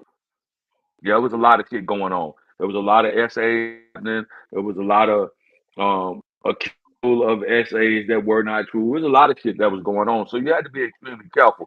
And one thing that they did not permit, I must say this, when it first started, you had to get into certain events, you had to have a college ID, and you had to be at least 18. So it was real organized, and then it got out of control. Now there may have been some niggas that's gonna come up that's gonna come in and say, "Oh, that wasn't the case because I was around doing Freaknik and I got it." Yeah, they did let people in, girls in particularly, that might have been under the age of 18. Of course, that happened. Girls got fake IDs because that's what the guys were, and that's what the guys were with the cool call money, and the dudes that graduated or whatever were still around. So yeah, but at first it was strictly about college students getting together and having a good time. That's what Freaknik was. The gridlock Okay. is true. If you And didn't then, get like to you where say, you was going if you didn't get to where you was going by 7, there was a party on site. And that's okay, what really got and it shut probably that's down where a lot of the because a lot of people couldn't move around the city. I'm sorry. no, and I'm saying that's probably where a lot of the stuff What'd started you say, happening. Like you said, Fantastic? start getting out. I said that's probably where a lot of the stuff started happening, like Yeah. you said, because when it was official, like in the clubs or venues and things, you can regulate that. But when you just have this crazy, street party and just people, with the 12s knocking and and your music just in the streets, and like you said, dancing on the cars, on the headlights and shit, and all these crazy things, like dancing on the rooftops of the cars or the hood of the cars, and orgies and shit and It's swings footage. happen, You right? can find Right. footage. Yeah. Yeah. No, I seen it. I seen it, General. That's what I'm saying. So that's when the regulation goes You all could, out the door. yeah. That's when the 95 South Boys was real big. The bass music was real big. Took all of that shit was real big. It was at first, in the beginning of my first one, it was a great time. You had fun. It was all about being a young African American college student. And then by the time I went to the second and the third, shit, it was on site. Just out of That's stop, just that's out what of happened. hand. Just It was on site. Motherfuckers couldn't get it was going. It was like, hey girl, bend over, see it right here in the daylight on the back of this caddy. Let's go. oh Come on God, man. trucks and Wow. vans. Yeah, it was oh yeah, it was wild. And that's what really blew it out of proportion. So towards the end, they got real strict because there was a lot of lewd acts taking place. People just really got barbaric, Oh yeah, out in the having open, sex like you said. in the back of trucks. Yeah. Yeah. So Crazy that's work. what really jacked And up, I man. say that And it spirit, wasn't for the most part, it wasn't a college student.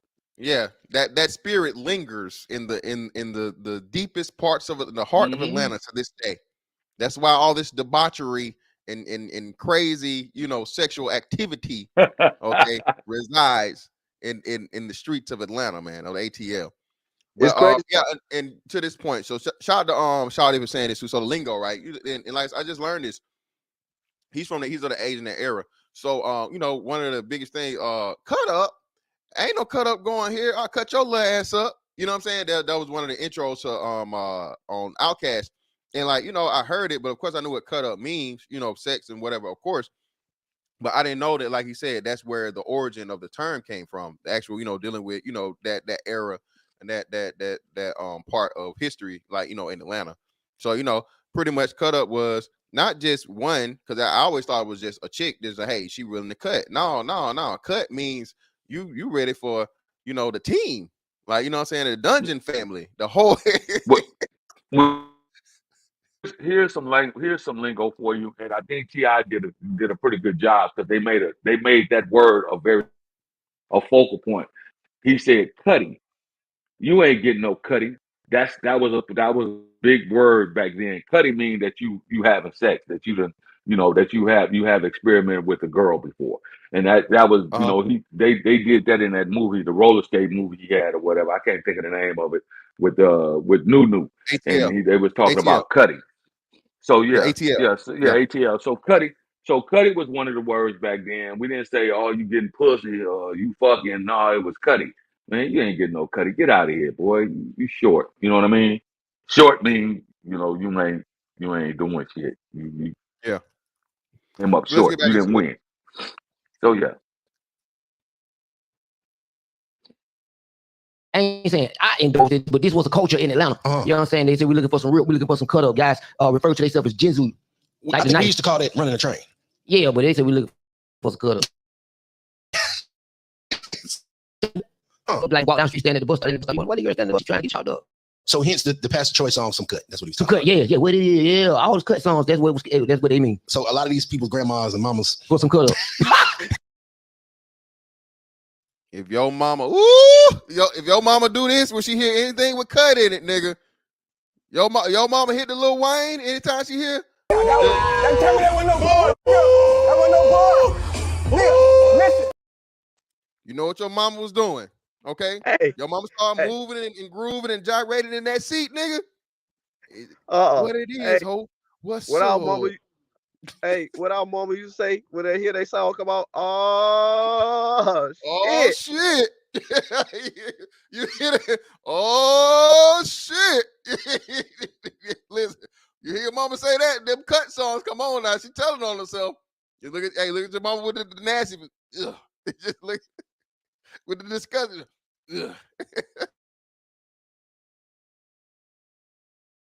So stretch like so real. So if your mama over 35 and she used to go to the Freaknik, she might have got cut up. She probably got sliced up. I always wondered, man, because we all come from neighborhoods and we was all young at some point in time, and there was always a neighborhood. Yeah. But you look back later on in life and realize that neighborhood got married. Oh my God. Do you think the neighborhood tells her husband that she married that we do back in the day? Man, I'm gonna tell you this story. Talk to him. Oh Jesus! So my little girlfriend at the movies. We used to go to the movies. I was out there. So 5th grade, I used to go to the dollar movie up in Ben Hill. And this little girl, I met this girl Farrah. She was so beautiful. And she was so young. Y'all saying names. Oh my God. Get ready. Oh, she married. Well, I already kind of did it. All right. And so Jesus, it hurt me so bad because I liked Farrah. And then fast forward from the movie theater, I'm at 559 the club, and I saw her sister them. I'm like, hey, where y'all been? I ain't seen y'all in years. They're like, hey, they like Farrah back there in line. And she's the back of the line. And I go back there to the back of the line and I see the coldest. Now I'm engaged now, so shout out to my baby. You know what we're doing. You know what I'm saying? I can't erase the past, but she was cold. Farrah was a top 10. I'm talking about supermodel. Oh, Jesus. And so I automatically jumped right back in. I already knew the family. We used to be at the movie theater when we was kids. I'm picking up every day when I get off from work. Yeah. I'm already a comedian. You know what I'm saying? I'm taking her everywhere. And then I remember one time I pulled up to the mall, right? This guy had a car just like mine. Tom, I had a Candy Gold 98, and Tom, Mr. B. Okay. Mr. B, Tom had a burgundy one. Okay. Tom, he had a burnt orange. And so I pull up to the mall, and she in the car with them. It's him and another guy. So I'm like, what you doing? They laughing. They like, they laughing at me. I'm like, what are you laughing for? And so I'm like, you know what I'm saying? What you doing? She like, I was getting whatever. You know what I'm saying? Fast forward, I'm at work. I was working at the tie shop. And I'm changing the guy tires on his Mustang. So he's describing a house where she lived. But I'm thinking he's talking about her older sisters. Yeah. So same girl. Love for my life and my potential wife. Same girl. Listen, bro. Listen, dog. And again, man, bro, you'll be, it was nothing crazy when you find out the bitch, the fine little freak, little whatever, little chick you was looking at or whatever, the like little girl of your motherfucking dreams, the harps playing, this bitch floating when she walked by, and you find out, bro, hey, she just a freak, dog. She a freak. Everybody done had her. Everybody done ran through her, whatever. But she's and you like, damn, but bro, she's so pretty. She's so this, she's so that. Like, ain't no way. She just letting you know 2 niggas at the same time, back and front door. Like shit, what? Really? Shit? No, no, nigga, no, like not her. No, no way, not her. Can't be her. No, yes, nigga, her. The finer, the freakier. Okay. Again, man, nymphos are a thing. Now, we ain't really, it is a dark side to it. It is a dark side to it. Sometimes, a lot of times, you know, those people were victims of things at a young age that, you know, they didn't have a thing of. So, you know, that's how they know to express themselves. They get involved and so on and so forth. But at the same time, on the lighter side, some women just enjoy sex. All right. Some women just have a naturally, you know, enjoyment for sex, you know, the whole nympho thing or whatever, right? So, oh, here we go. Studio Mansion. Hit airtight. Now, this is another listen. So, Josh, you know about airtight?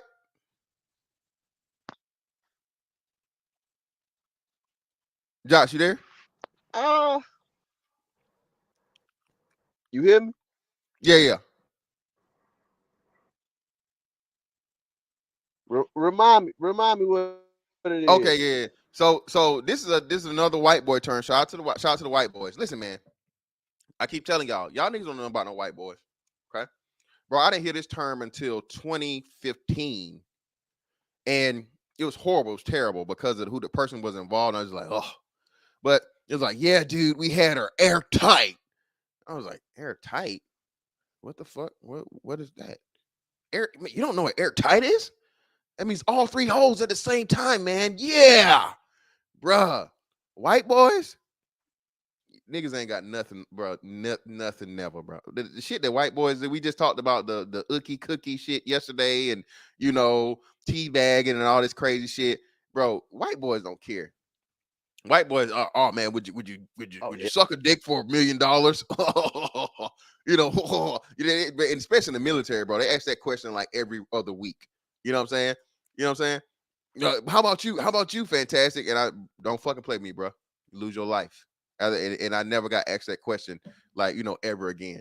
Like before they even, like, it's to the point now where like motherfuckers start asking that question, and before they even get around to me to fucking open their mouth, they see my face. Don't even try asking me, brother. Don't. It ain't worth it. Especially at this point now, nigga. I'm made. I'm retiring regardless. I would hate for you. You know what I'm saying? to get that's just a free ass whooping. But no, you know. Listen, man. Yes, double will. They are. Peaches, as you should. I hung out with white guys. I never heard that term, but the tea bagging and all that. Oh yeah, most definitely, bro. Yeah, man. Man, I heard one man, and they was talking about damn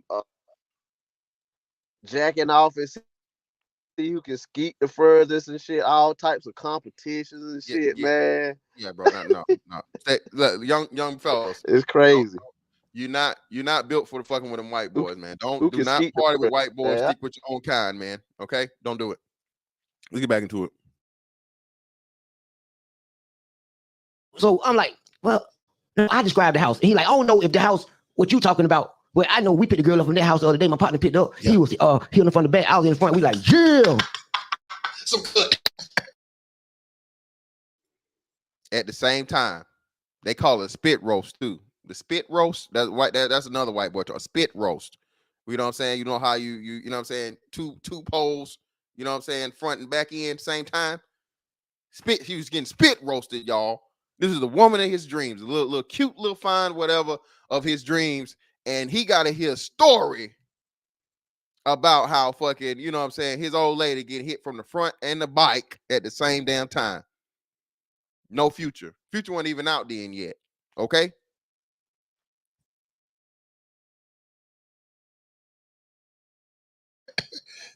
All the techs at my job knew me and Pharaoh was kicking it. Damn. They sitting there hearing me tell the story. They see Buddy like, I don't know who you talking about, but boy, this little red fireman. I'm like, man. So I picked up from work. I mean, so I got from work. I would have picked up.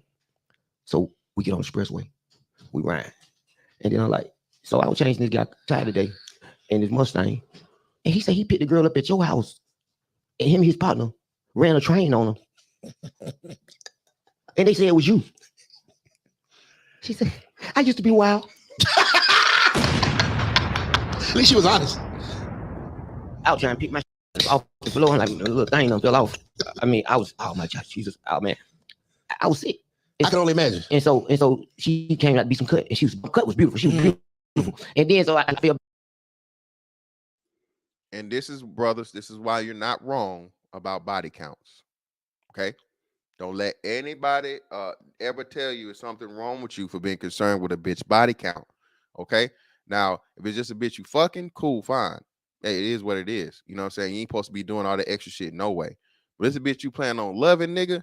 You better be aware of that body count, because again, this shawty telling you, she admitted it to him. She didn't lie. She didn't hold it back.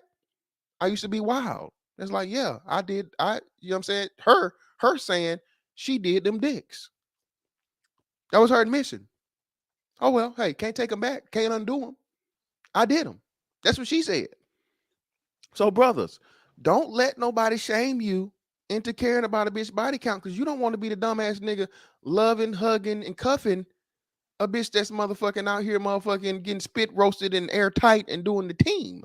Okay? You the only nigga that don't know. You know, bro, you better check these hoes' resumes. Dub, she snuck it in there, right? Snuck it in there. Real nice. And he say, bro, he was hurt because he loved her. So, brothers, again, this is another lesson why you don't fall in love. Okay? Don't fall in love with these hoes, man. Especially just because she fine, she whatever. Like, bro, bitch, it's plenty of fine bitches out here, bro. All right, you want to find a fine floozy? You know what I'm saying? You want a gorgeous gangbang bitch, brother? That's what you want? My bad. Go ahead, Josh. You gotta go ahead. I was about to say this to piggyback off of that, man. And no matter even if you're in a relationship, as president of the Creep Squad, always keep you secondhand pussy. Always have you some options available, because, like you said, you never know. You'll find out. You'll be 5 years into the relationship, and then you'll find out through the grapevine that, hey,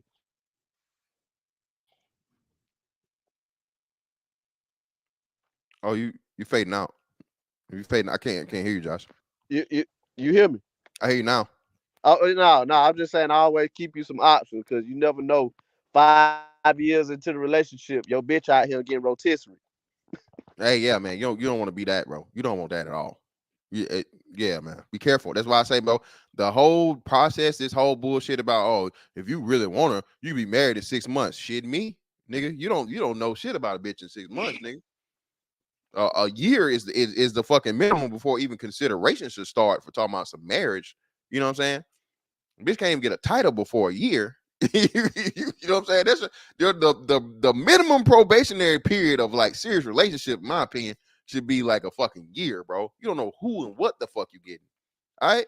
So you talking about some marriage in 6 months and all this other shit? Bro, you crazy as hell. Nah, those are facts, fantastic. That's the truth. Like, when you speaking of freak, Nick, I want to touch on one thing, man. Let me tell you how wild, real quick, how wild it was. So I went to a HBU in the state of Arkansas. We all know the distance between Arkansas and Georgia. Back then, back in the late '80s, when I came out of high school, 1985, and then about 1987 was my second year going to the Freaknik, right? Back then, a lot of college dudes and high school dudes, whatever, mini trucks was the thing. The little trucks, Toyotas and the little Datsuns and the little Nissans. Everybody wanted the mini truck that was lowered with the little wheels on it and shit. That was the shit, right? That was a fad back then, right? I know, because I've participated in this. We've had females that would ride in the back of mini trucks from Arkansas to Georgia to get to Freaknik. These are true stories, brother. General. So what I I had said. listen. Yeah, General, you Every got to hold on, time, General. You got to explain this. I don't think a lot of people, you don't really. I think a lot of states made laws where you can't do that anymore. But well, General, that's what. But I'm talking explain it about to back. them. But no, Okay. generally explain it to them because a lot of people, especially like Peaches ages or whatever, they never even seen it. You see what I'm saying? So All explain right. it to them, yeah, detail it so they can understand what you're saying. So what back then, what a lot of dudes would do, there were no real laws about riding in the back of the trucks, especially coming out of the 80s. It wasn't no real laws, right? You could ride, you could get on the back of a pickup truck and ride across country if you wanted to, right? So what a lot of dudes would do is they would get seats from, old cars, like the front seats out of old cars, and they would bolt them down in their mini trucks, the little collapsible seats. You know how you got the front seats that are fold down, and we Yep, would put bench them in the front, yeah, bench seat. Yep. yeah, we put them in the bed of trucks, right? And then you put your little cover over the bed of the truck. So in the summertime, people could ride, and because you didn't have that much room in the cab. It wasn't but maybe 2, 3 people maximum. It was females like, hey, you going to the Freaknik? Like, yeah, I'm going to the Freaknik. I'm driving my truck. Oh, can I go? Yeah, you want to ride? Yeah, but I'm telling you right now, you can't stay with us. You gotta have. I got somewhere to stay. I know females from back then that would get in the back of the truck with motherfuckers that had luggage, suitcases and shit, water coolers and shit. They would ride in the back of the truck, wrapped up in a blanket from Arkansas To to Atlanta. fucking Georgia to Atlanta, So for y'all wrapped that up don't in a understand, blanket. so what y'all don't understand, bro, and I don't even know how many miles that is, bro. That's a hella far. All right. But so a truck bed, right? So that That's means like a 12-hour ride. people sat in a truck bed, y'all, with, like you said, with hella other shit. Females willing just to get the Freaknik for dick. Yep. Okay.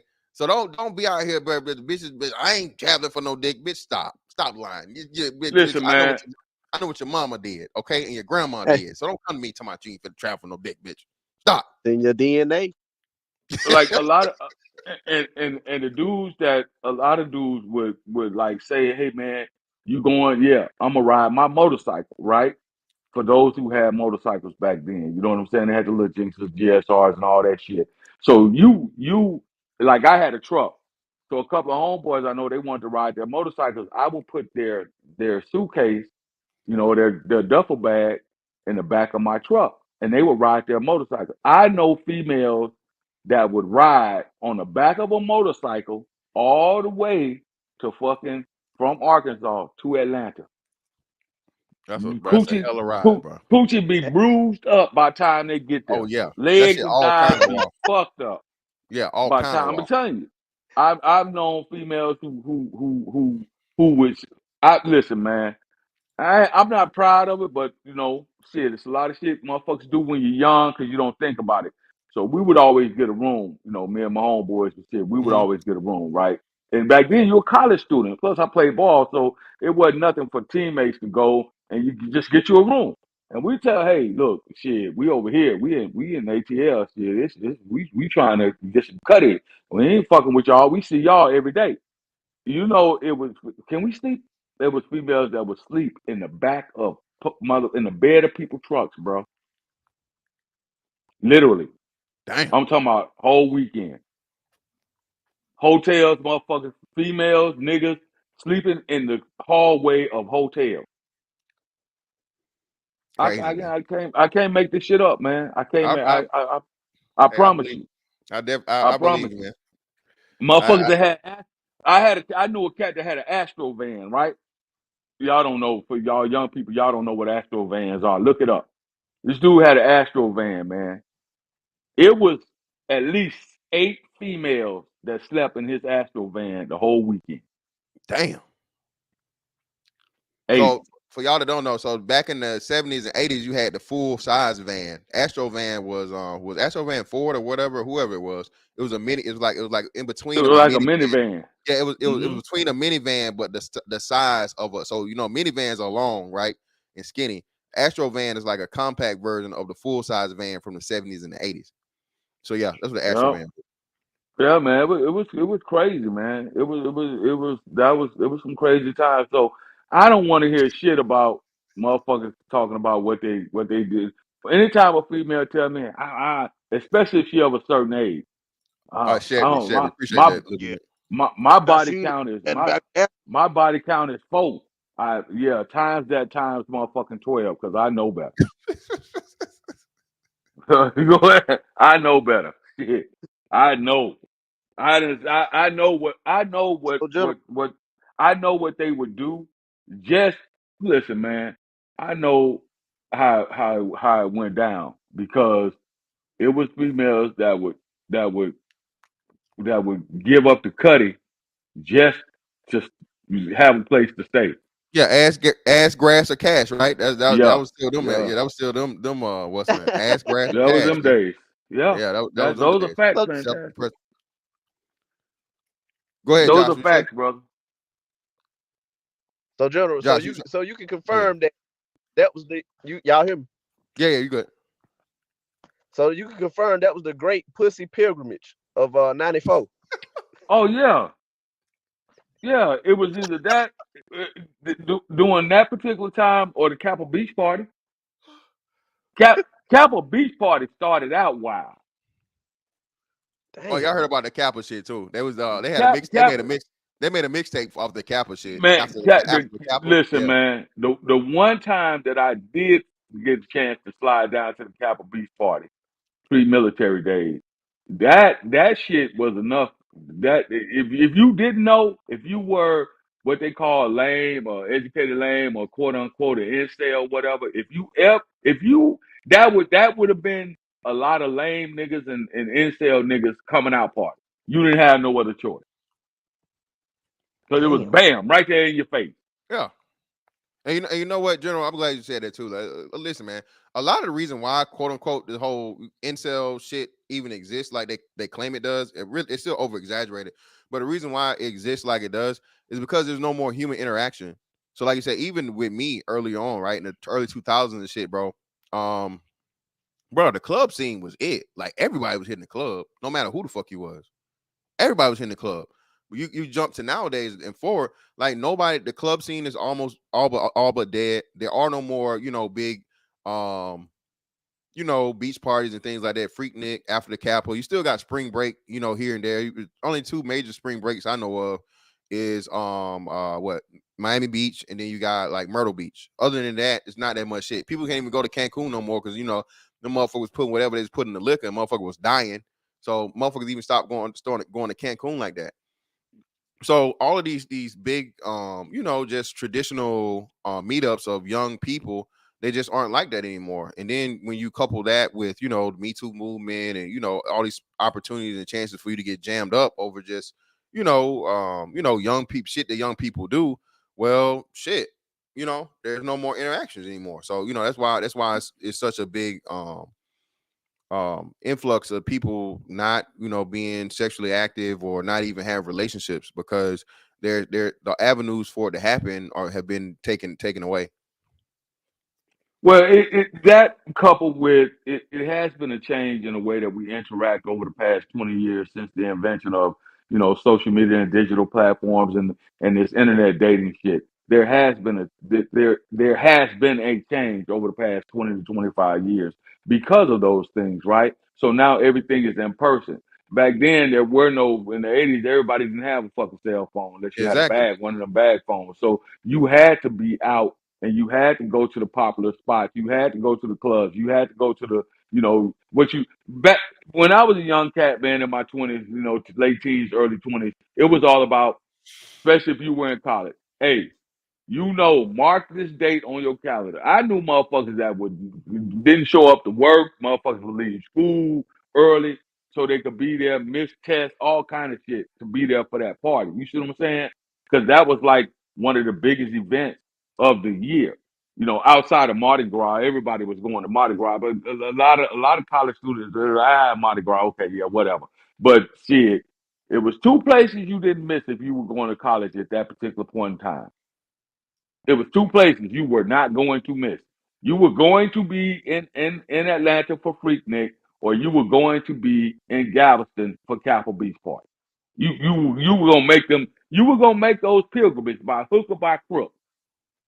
Like I say, females was they were willing to ride in the back of fucking pickup trucks, and it wasn't just the ones coming from. It was people coming from Florida because many trucks were kind of popular thing all Oh yeah, around the I nation remember at them that too. That point in time. I don't. So You was probably a little too old for it, General. But we used to play "That's My Car" for them trucks, them sleek ass trucks, them little yeah, everybody Toyotas, played that. Yeah, them little everybody played Toyotas, that. them little Mazdas. When especially they started putting the cap on the back, and they had the Oh candy paint yeah, on them with the fucking uh, Daytons, the Daytons and shit. Yeah, them little yeah, trucks was nice. hydraulics, all that Yeah, shit. yeah. Put switches, had switches on them. Them little trucks was nice, man. Shout out to Fast and Life for the too, man. Appreciate you, brother. The club is dead because young men got smarter. But yeah, that's a part of it. That's a part of it, but that's then too. That's because of the way women changed the whole dynamic, bro. Like I said, even starting out for us when you had MySpace back in the day. Wasn't no getting flued out, wasn't no link in bio, wasn't no whatever. You still was your most of your MySpace and even early Facebook was people you actually knew. It wasn't just random motherfuckers, worldwide and or nationwide. It was a group of people that you actually had a connection with, either from high school or college or whatever, right? People you actually knew. Now, like shit, you know what I'm saying? You can friend somebody over in fucking Australia, Japan, or whatever the fuck. You have no idea who the fuck this motherfucker is. And if they with the shits, you hop in the motherfucking DMs, you successful. Hey, bitch, get flued out today. You know what I'm saying? Did Or you tomorrow know? or whatever. Did you know that Facebook you initially had to have Yeah, college a email. Yeah, college college. email? Yep. Yeah, initially. Yep. Mm-hmm. Sure did. So I was like, damn, I can't get on. What the fuck? I can't. I was in Europe at the time. I was like, damn, when this shit came out, I was like, damn, I can't get on. And my homeboy was like, man, you gotta use your college email. They don't accept nothing else. I was like, Yeah. what the fuck? Yep. And then once he realized that's one of the biggest genius things that Zuckerberg understood, and he realized once you open it up to the public, man, Facebook just blew everything we knew with social media when it came to MySpace, just blew it out the water. It was crazy because yeah, bro, Yep. and it had a whole lot better functionality. But let's finish this up. Back then, so I told my boy, I said, man, Pharaoh cut up. He's like, I told you, boy. He's like, you see it in the eyes. And she come around looking shit, it'll cut in the eyes. Shout, I told you, you be West Haven, man. I'm like, all right. He was cuffing that thing. He said I was cuffing. Then she was trying to get back in with me. She felt bad. She called me talking about one day. She talking about, I got a whole bomb of weed. She don't treat somebody like the weed. Mm-hmm. So I said, let's go get her. We went to the pool hall. Then we went to the pool hall. It was shooting pool. And so my partner, he coming on tour. I'm playing it cool, you know what I'm saying? Just sitting back in the thing. She started playing into it. I'm like, well, she go and get a hotel. And she goes, oh, I guess I'm finna do everybody. It hurt my heart. Yeah. Jesus, it hurt me so bad, man. I just went ahead and took her on a tour of Atlanta. I called all my partners. Hey, man, part over here. My cousin came from Africa. I say, man, y'all want some of this Atlanta cut up? Shouts out to Fair, man. Shouts out to Fair. Somewhere in Atlanta. I hope she's not married. I just hope this don't go sour. If you saw Fair at the Quick Trip up the street tonight after you leave here, is you taking her back through there? Or you gonna pass? Didn't I tell you I took her on a tour of Atlanta?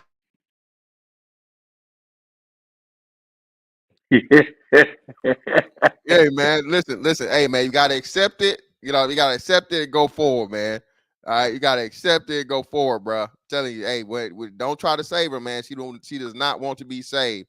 Let's hop into these other two. The thing with the police. Here we go.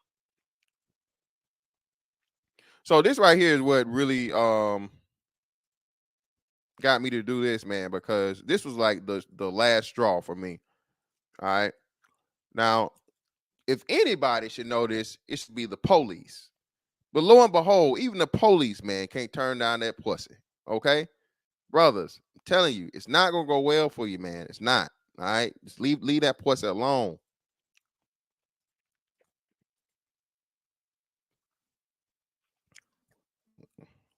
Here we go. 5 officers fired at sex scandals. Royals, Tennessee Police Department. An investigation found an officer participated in girls gone wild type parties, heavy drinking, and having sex while on duty. 3 others were suspended without pay. Finding sexual relationships, solicit photos, and open narratives involving Laverne police officers. The city's report, obtained by WSMV through an open records request, says it all centered around Officer Megan Hall, who was given the department's Community Service Award just back in August. The report says Hall had unreported sexual relationships with 6 other officers, some of which happened while at work. Well, damn. 6 dicks. A 1, a 2, a 3, a 4, 5, 6, 6 dicks. Count. Listen, man. Listen, dog. I know. Hey, man, it's easy. It's whatever, bro. This again, shout out to General. This is why we tell you, bro. You don't shit where you eat is not worth it, dog. Especially in the military, police setting, anything like type of that, bro. Authority, rank structure, shit, bro. That shit's gonna go south. Do not do it, dog.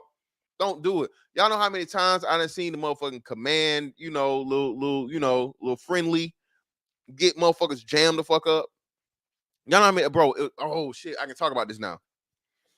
I don't know if I told y'all.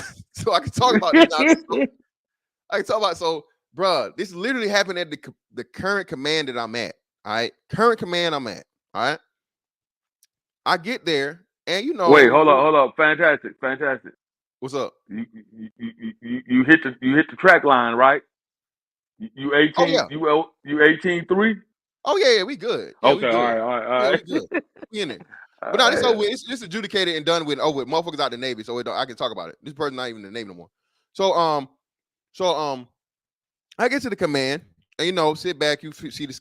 You know what I'm saying? Check the scene or whatever. You figure out who's dealing with who and whatever, so on and so forth. And lo and behold, we ended up going on one of the places we go for workups, and a story gets out. Okay, the story gets out about E7 or above. Okay, having sex with an E6 and below, which is not. You cannot do fraternizing. that. Yeah, it's fraternizing. You cannot do that. Okay, so the story gets told or whatever, and it gets swept under the rug. So it's brought to the fucking the higher ups, the triad, the chief's mess, all this stuff, because one of the persons involved was in a relationship with the girl and they were living together and everything. Lo and behold, the girl ends up pregnant and the girl tells the motherfucker, well, hey, it's not yours. Okay. So of course, Buddy is in Shawty's business. He hurt, he mad, he all these different things. Who is it? And he tells as he's supposed to. Now he tells, all right, tells it. And this person, the E7 above, denies it. They deny it. No, never did this, nothing, blah, whatever. Cool, fine. This is like a year ago now. So we're on deployment. We're out in the middle of the ocean. Okay. Lo and behold, a person that's supposed to be getting off the boat, I see them one day in their dress whites getting ready to go to the motherfucking DRB. And I'm like, whoa, what the fuck is going on here? And they stand with another person and the person just shoots me off. So I'm like, oh, fuck it. I'll catch up with them, talk to them, whatever. Mind you, they're supposed to be flying off the boat to transfer, y'all. This person is at E6 at the time. How about the next time I see that person, they are E5. And the khaki person that was involved, they are flown off the boat, going home to be processed out. Why? Because they lied about not only fraternizing with a fucking E6 and below person, but getting that person pregnant. So again, I keep telling y'all niggas, man, listen, there's a way to be stupid responsibly. All right. Y'all niggas out here raw dogging. All right. I keep listen, every time I tell somebody about this raw dogging, man, listen, if you gonna raw dog, bro, hey, it should be understood. Bitch, this plan B will be taken and not by me. Okay. If we are raw dogging, you will be taking this plan B, okay? Willfully. All right. If that's what type of time we on. Other than that, man, wear a fucking condom because you telling you STDs ain't got shit on KIDs. All right. So yeah, this dude, man, similar situation. This one-on-one, but bro, this chick, six dicks, 6. I can imagine. Shout out to Lil Rock, man. I can imagine the story Lil Rock got, and I can imagine the story fucking General got too, bro. Bro, the shit you see. Oh shit, fuck all of that, bro. Another one. So it's on deployment. On deployment, you can look this shit up and see, bro. One of the fucking COs was relieved, bro, for fucking one of his sailors. CO of a fucking squadron relieved because old girl got caught up. She was wilding, acting out, whatever, doing whatever. And she goes to fucking DRB and XOI. The XO asks her, oh, is there anything else you need to tell us? Oh, yeah, I'm fucking the skipper. Just like that, straight like that. And we was like, whoa, wow, what the fuck? And everybody thought it was a rumor. Nope, no rumor. Motherfucker flown off the boat, and they reported it on motherfucking, I think, Navy Times or whatever the fuck it was the next day. There. Relieved due to a lack of fucking confidence, relieved of his fucking duties. The fucking XO became the CEO. All that shit motherfucking happened, bro, within like 3 days. All right. And guess what? Old girl still got to stay in the fucking Navy. You know what I'm saying? So I'm telling y'all, man, that little piece of pussy, bro, is not worth it, bro. Not worth it. Not worth it, bro. Don't do it. Military or fucking police type shit, rank structure shit, bro. Don't do that shit, bro. Do not be fucking at where you work at, bro. Don't do it. Let's see. My bad. 6. The report 6. also mentions a Girls Gone Wild type party on the houseboat of Laverne FOP President Eric Statz. A city spokesperson confirmed the report in a statement, but said, quote, additional details cannot be released at this time due to the ongoing investigation. The report obtained by WSMV says Hall and all of the men admitted relationships. Another officer also admitted to workplace violence for choking a staff member who was sitting at her desk.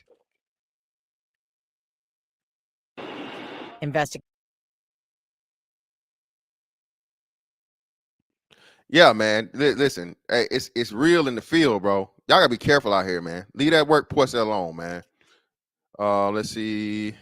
Is there anything different? Tennessee Police Department was in turmoil Tuesday following allegation of at least 5 of its male officers had sex with a female officer both on and off the job. So, bro, not only these niggas running trains, bro, y'all niggas running trains in the goddamn investigation room, like First 48. Okay. These motherfuckers use the investigation room, man, where the suspect's supposed to be. These motherfuckers got the motherfucking, the two-sided mirror and shit. They on the other side fucking. Come on now. All kinds of role playing weird cop shit going on, handcuffs and all who knows what else kind of shit motherfucking going on with these damn freaky ass police. The situation is unacceptable. As soon as I was brought to our attention, it was immediately investigated and action was taken upon the individuals involved. Cole said in the statement, our top priority moving forward will include rebuilding the public's trust. The account of Laverne's police officer were in an internal report about the department investigation obtained by NBC affiliate WSMV of Nashville. The officer spoke about sharing cell phone photos of their genitals, having sex in a police station, on duty, and taking part in Girls Gone Wild type parties. Listen, bro, that woman is going to snitch, bro. Listen, that's another thing, too. She going to tell. She's going to snitch. She going to tell, y'all, every time. She going to snitch and she going to tell. She going to fold. One of the greatest movies, bro. I just rewatched it yesterday. And I didn't even realize this because I didn't watch it in that much detail. Sicario. If you have not seen Sicario, bro, watch Sicario. And Sicario just gives you so much of the red pill stuff we talk about, right? And just a woman's mentality and the way women see the world, thinking that everything's just right and it has to be this way and we gotta fucking follow orders and all this other shit or whatever and do things the right way, quote unquote. Not understanding that, bro, when you're working in fucking chaos, there really is no fucking order, and the best you can fucking hope for is just that. You know what I'm saying? There is no rules or whatever, but the best you can is contain fucking chaos in some form of order in it.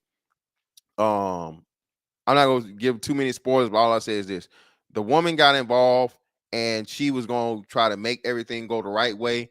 And at the end of the day, bro, the dude told her, "Look, you need to move away from here because this is a city of wolves, and you're not a wolf. You will not survive." And it's really a wonderful lesson and message to women as to, like, whenever you're involved with men, bro, as much as y'all think y'all are equal to men and y'all can hang with men and do the shit that men do, you can't, bro. Military stuff, right? So one of the biggest things that they stopped doing it, but it used to be once upon a time when they would go to SEER training. SEER training, I think they had it up in Washington. I want to say Washington or either Cali. So either Cali or Washington, one of the two, where they had the SEER training at, and that's where every branch of service sent like their special ops, air crew, anybody that's going to be in any type of combat situation for just training scenarios, right? To where they drop them out in the woods, they team you up in teams. You have to go around and survive over however many days, and they would send people out to see if they can get caught. You get caught. or whatever. If you get caught or whatever, you be in, the camps or whatever a little bit longer. But even if you didn't get caught, there was a certain amount of time, but you have to go in and turn yourself in, just so you can get the experience of the whole fucking camp thing. And I had two different people tell me stories about this shit. One dude was a white dude, he was an aircrew dude, and the other dude was aircrew, but he something happened to where he stopped doing it or whatever.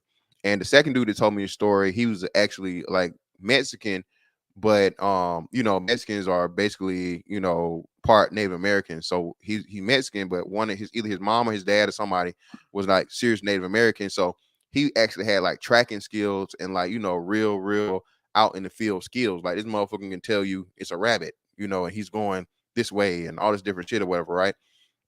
So it was him, he said an officer and all these different things, and he helped them survive. They never got caught or whatever, but they had to turn themselves in. And then they started talking about the situation as to where one of the major things used to do with women, where they would have fake grape scenes. They would have fake grape scenes with women because that's one of the first things they do with a woman to make her break, just physically. You know what I'm saying? They're gonna take her, she's gonna be in captivity for whatever it's gonna be, and they want to get information out of her. They're going to abuse her in a sexual nature. That's a tactic that's been that way for forever in a day. So women really think, bro, that you're just, all these different things I can do what a man can do and all this shit. No, ma'am, you just can't. And like I said, if you haven't seen Sicario, just watch Sicario. But let me see, let me get back to this. The actions of a few do not represent the department as a whole. Chief Burnell Chip Davis said. Davis said that despite the firings and suspensions, we have sufficient staff to cover all our patrol shifts. He had counselors have been brought in to help our officers working through these circumstances. Megan Hall, the female officers at the center of the scandal, has been fired, city officials said. Also sacked were Sergeant Lewis Powell, Sergeant Henry Ty McGowan, Detective Seneca Shields, and Officer Juan Lugo Perez. So one woman, okay, guy, let's see, a sergeant, a detective, and then an officer. If you guys don't know, sergeant means something in the it's pretty big in the Police department. yeah, police department. Yeah, detective also, right? So and then just a regular officer. So one little piece of pussy costs 4 careers, man. 4 of them. All right. Officer Larry Holiday, Patrick Malacco, and Gavin Schubert have been suspended, they said. Well, hold on. Them niggas can't, that's hold on. 1, 2, 3. Well, Seneca Shields, that might be the girl. Might be, I don't know. Okay, but they said 6 dudes, so cool. NBC News tried to contact all the officers who were dismissed or suspended, but got no response. In addition to violating department rules against having sex while on duty, they are accused of impeding the investigation by lying about their actions and engaging in conducting unbecoming of an officer, according to the investigative report. None have been charged with crime, city spokesperson Ann Smith said. The Rutherford County District Attorney's Office told whatever of Nashville that is monitoring the situation. Earlier, Police Sergeant Eric Statz, who is president of the department's Fraternal Order, the police chapter, told news media that none of the officers will be making a statement. Statz owned the houseboat on which a wild hot tub party was held last Memorial Day, where officers were drinking heavily and were at one point Hall lost her top and had vodka poured down her throat, according to the investigative report. Statz is not accused of any wrongdoing. City officials launched an investigation December 12th. The police sergeant informed Cole that Hall was having intimate relationships with fellow officers, according to a report obtained by WSMV, which lays out what is alleged to have happened in graphic detail. So damn, they got into it, man. I'm not gonna read the whole shit. They told you, but yeah, man, they got to them what's them Zane novels and shit that y'all women love. They got Zane with it, nigga. They started motherfucking getting in detail with the shit. Let's see. LCBO, the Beechcraft, was banging the first class, had liquor on the craft while in a throwing parties on the craft, all kinds of dumb shit. Hey, yeah. Did he get caught, Little Rock? Did he get caught though? You know, a lot of shit like that get motherfucking swept up under the rug. Let's see. And now we gotta go back to the Derrick Rose situation. Now, I don't know if a lot of y'all remember this, man. And if you're not a basketball fan or whatever. Oh, Mass for everybody. Okay, I figured so. A lot of people may not keep up with this stuff if you're not familiar with that sport, right? Like I'm pretty sure there's some stuff that goes on in maybe soccer or hockey that I have no fucking idea of because I don't follow those things. But luckily for Derrick Rose, man, Derrick Rose had a friend of the friend that was making this allegation against him to come out and pretty much kill the story of this woman that he was doing whatever she wanted he was doing, right? All right. Rose, Grape accuses ex she lied thing. This is back in 2016, people. Well, let me see if this even still has a thing. Let me try to refresh it real quick. See if they'll come up with the no, okay. So no, of course not. They probably not have a video about that shit. Nick Starr and Nick, he's playing for the Knicks at the time. Derrick Rose will begin. No, yes, a different thing. Yeah, cool. Defense case in Los Angeles courtroom with bombshell testimony on Friday, calling a turncoat friend of his accusers to stand to the stand to destroy her as a money-hungry pathological liar. 30-year-old accuser lies about everything that comes out of her mouth. Rosa Star witness Gabrielle Chavez told the federal jury that's being hearing the sordid 21 million civil case for 2 weeks. Chavez, former close pal of the accuser, is now playing for Rosa's side. And jurors 2 weeks after the alleged specifically stated she had not been detailed Chavez that she was about 2013 romp with the player and 2 of his pals. Again, man, wherever there's a train, man, again, unless it's actual transportation, there should be no participation. Okay. If the train is not transportation, you should not be in participation. All right. I ended up asking her,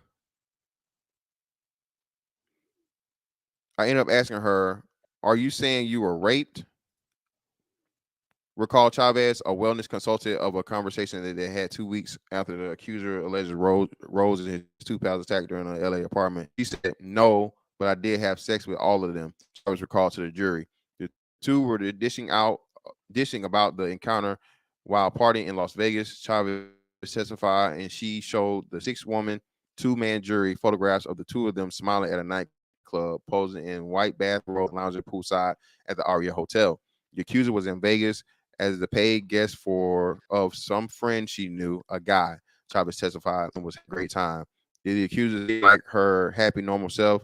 Rose's lawyer, Mark Balt, asked. Yes, Chavez answered. The accuser told Chavez that she was hurt by Rose's nonchalant reaction to the group sex, implying that she failed to make the star player jealous, Chavez said. She specifically said, oh, he didn't even care that I slept with them. Those were her exact words, Chavez said. So again, man, women, y'all don't understand. Listen, ma'am, when you just a hoe, you can't make a hoe can't make no nigga jealous, especially a rich nigga. Shawty, if you once you agree to have any type of group relations with a man, okay, ma'am, you are the lowest of the low, a hoe, certified. Like there's no getting around it. Once we said my team can hit, bitch, hoe is all you can get. That's the only title you can get. Once you say the team or the homeboys can hit, hoe is the only title that you can get, ma'am. All right. So please stop with the bullshit. Like you gonna make this man jealous. Come on, man. What the fuck is wrong? What is wrong with these niggas? Jesus Christ. More recently, the accuser had confided that she hoped to settle her lawsuit against Rose and his 2 friends out of court. Under cross-examination by the accuser's attorney, Joaquin McCoy, Chavez conceded that the word consensual was never used in their discussion about the incident. Chavez also insisted that she wasn't seeking money for her testimony, but she did reach Rose's lawyer because the accuser was lying so much and making everything so messy and trying to scheme to get money from Derrick. Chavez said she lies to her family all the time, Chavez said, looking directly at her former friend across the room. Rose's attorney asked the accuser was a pathological liar, and Chavez answered without hesitation, definitely. Under recross, Chavez admitted that she was attracted to Rose and even had dinner with him in Beverly Hills in 2015. She also asked about the accuser's lawyer, McCoy, if he had sent text to the accuser on August 26, 2015, after her friend filed a civil suit against Rose. The text read, "Hey girl, you okay? What's that? Was that you that filed or someone else that happened to?" Chavez claimed she didn't remember the text. Prior to Chavez taking the stand, the accuser concluded her own side of the case, calling 2 powerful witnesses, a friend and her boss, who testified that the hours after the alleged assault, she'd made an immediate outcry that she'd been raped. She said she believed she was, raped by 3 people. The ex-boss, Tommy McCaster, testified. She actually told me she believes that she was basically drugged and taken advantage of, said McCaster. At the time ran an LA real estate firm. 3 men insist The three men insist all of the sex, including Rose at rental house in Beverly Hills the night before, was consensual. Basically, she was just saying that they had took a lot to drink and they kind of blacked out. The former boss remembered the stand. She looked a little distraught. He said she was a little uneasy. I would say not typically, not her silly self. He added she had some kind of wrap around her hand, like a little ace bandage wrap. She said she burnt it, but she wasn't quite sure how. I'm not gonna read the whole rest of this shit, man. Anyway, Derrick Rose skipped out by the skin of his teeth. Okay. And another big thing he said was involved was, sex toys at this motherfucking sex party. All right, so that's Derrick Rose. And now let's jump to the final one with the Louisville thing. Well, you know what? Well, I'll do this Louisville and then we'll talk about the woman that was involved. So this is just a history, man, and a recount for you people that may have forgotten about it. Now, Rick Pitino lost his career due to the actions of the fucking that was on back in Louisville. Not only did he do that, he lost hella money. And Rick Pitino settles with Louisville, won't receive money in wrongful termination lawsuit. 2 later, Pitino legal battle. Pitino and Louisville announced on Wednesday that the two sides reached their settlement in Pitino's $40 million breach of contract lawsuit he filed after he was fired in 2017. Pitino will not receive any money in the settlement, and Louisville will officially change his departure from a firing to a resignation. So all he wanted was his name, man. Pitino 67 was fired from the Louisville in wake of the massive FBI investigation revealed his involvement in the pay-for-play scheme. Louisville had vacated 2013, championship 2012, Final Four appearance in 123 scandal. We should bring up this in here. Oh, well, no. Okay. Well, that was coupled with the whole what's the name scandal because I think Buddy got off on that one. So let's see. And here we go with this one. And I remember this one because the whole book thing came out, and you gotta blame Superhead for this shit, man. When Superhead did that fucking quote unquote tell-all book, pretty much all the dicks she did, what I'm saying, all the done dicks, everybody followed suit.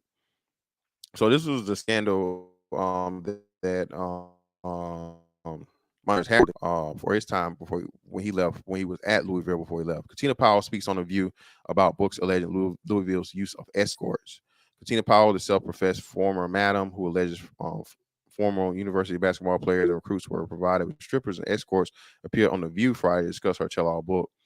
According to Pat Ford, Yahoo Sports, Powell co-wrote the book entitled Breaking Cardinal Rules, Basketball and Escort Queen. In it, Powell alleges that the former Louisville graduate assistant and director of basketball operations, Andre McGee, arranged nearly 24 stripping and sex parties for recruits in 2010 through 2014.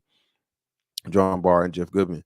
Powell also alleged that she was paid $10,000 to provide strippers to dance for the recruits and to provide escorts to have sex with some of the recruits as well, according to Barr and Goodman. When asked about the book Friday, Powell revealed the motivations for coming forward with her story per Howie Lindsay in the Louisville Report. Powell also admitting to that writing the book was financially motivated, according to Matt Norlander of CBS Sports. Katina Powell, it's about the book and the money. I would be lying if I said it wasn't. Cardinals head coach Rick Pitino denies having any knowledge of McGee alleged actions with regard to Powell and the recruits per ESPN's Daniel O'Neal.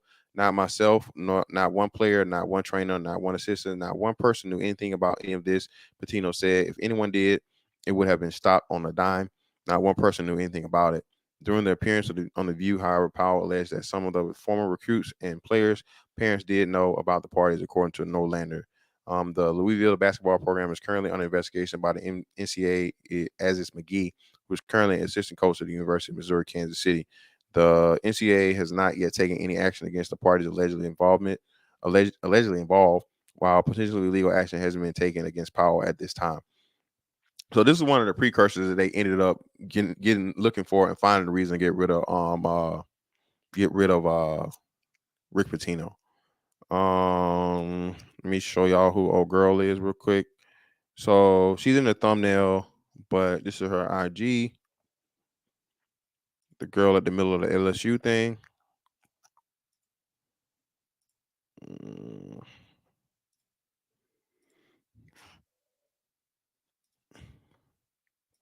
And again, she's not hideous, but she's not spectacular either. This ain't no millions of dollars worth of pussy. Okay. All right. Get a face close up on the face. Yeah, man. The whole duck lip thing going on or whatever. Nah, son. Not feeling it. You know?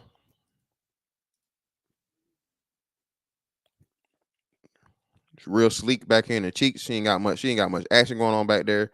Come on, man. You can't be throwing away your career, man, and costing yourself money out your pocket over this, man. Look at how loose them shorts is, man. Look at it. Come on now. She got the wrinkles in the knees, but ain't got no thighs to go with them. Come on now. She got big girl legs. Come on. You got big girl knees with skinny girl legs. Come on now.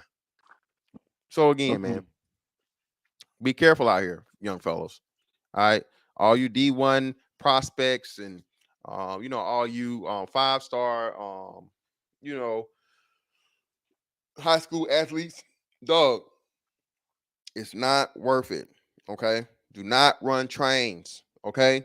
Trains are only for fucking transportation, young fella. Please listen to me. If you get involved in a train, bro, it's not going to be anything positive. Everything I've shown you, brothers have taken losses from involving in human trains. Okay, not mechanical ones. All right. The only safe train is a mechanical one, brother. Okay. A one that you got to run off some steam or some gas or some electric something. Go ahead, General. No, you're absolutely right, man. Because you have to understand something, and a lot of these dudes talk about female nature. Female nature is this: if they do some immoral, illicit act with a group of men, the first after it's over with, what's gonna happen is that postpartum sex is gonna slide into her brain, and then it's gonna be about her.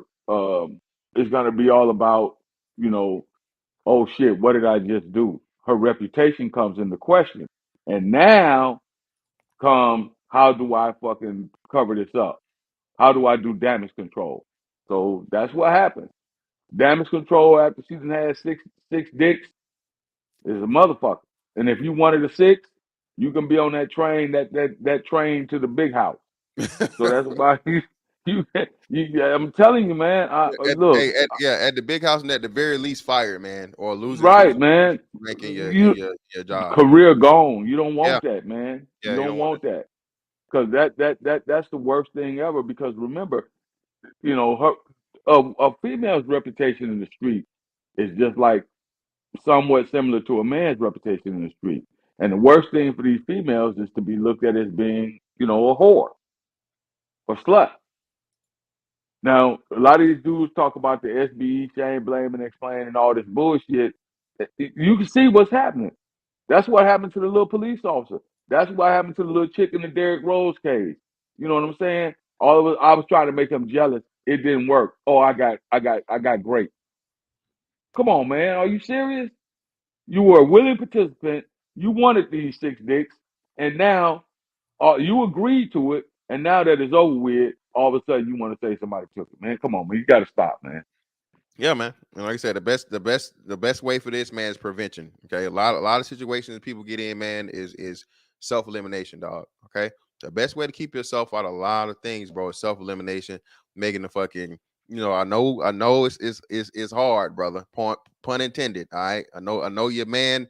What I'm saying, downstairs is your head downstairs is overtaking your head upstairs, brother. But by all means, man, the quicker you develop that dick discipline, man, to that degree, especially, brother, I don't want no other dicks around me. All right, brother. Listen. At the very least, you ought to be something ought to be wrong, brother, when there's more than one penis in the room. All right. Your spider senses should be going off, brother. All right. This ain't right. It's not natural. All right. Okay. So that in itself, if she's cool with more than one dick being out at once, brother, then you're not a professional paid, adult entertainer. All right, we already done told y'all how they get down. So you know what you got to do to even get to that point, brother. You should be very, very uncomfortable. And you be like, hey man, no, bro. You know what I'm saying? I'm good. I'm gonna sit this one out, fam. And leave the premises and everything, brother. And hurry up and go buy you a juice or something at the, you know what I'm saying, at the closest convenience store so you can have an alibi. Make sure you wave at the camera, all that shit. Keep your receipt and take several copies of that receipt with the timestamp and all that shit, brother. So you know for sure that, hey, you ain't got to be worried about getting caught in that bullshit. All right, because I'm telling you, bro, it's not gonna go. It's just But not. fantastic. Everything is about being a savage nowadays, man. And see, back in the day, man, well, in my day, I can speak for myself. You know, as a young college student, man, I seen a lot of shit happen, a lot of shit go down, at a lot of different parties and a lot of different situations, right? You know, you live in a basketball in an athletic dorm, you know, which you're always gonna have females in an athletic dorm. That's one of the perks that come with being on a, you know, being in college. If you, man, some of the shit that I didn't see from some of the females, as I think back to it, that you never would have thought, like, nah, she ain't like that.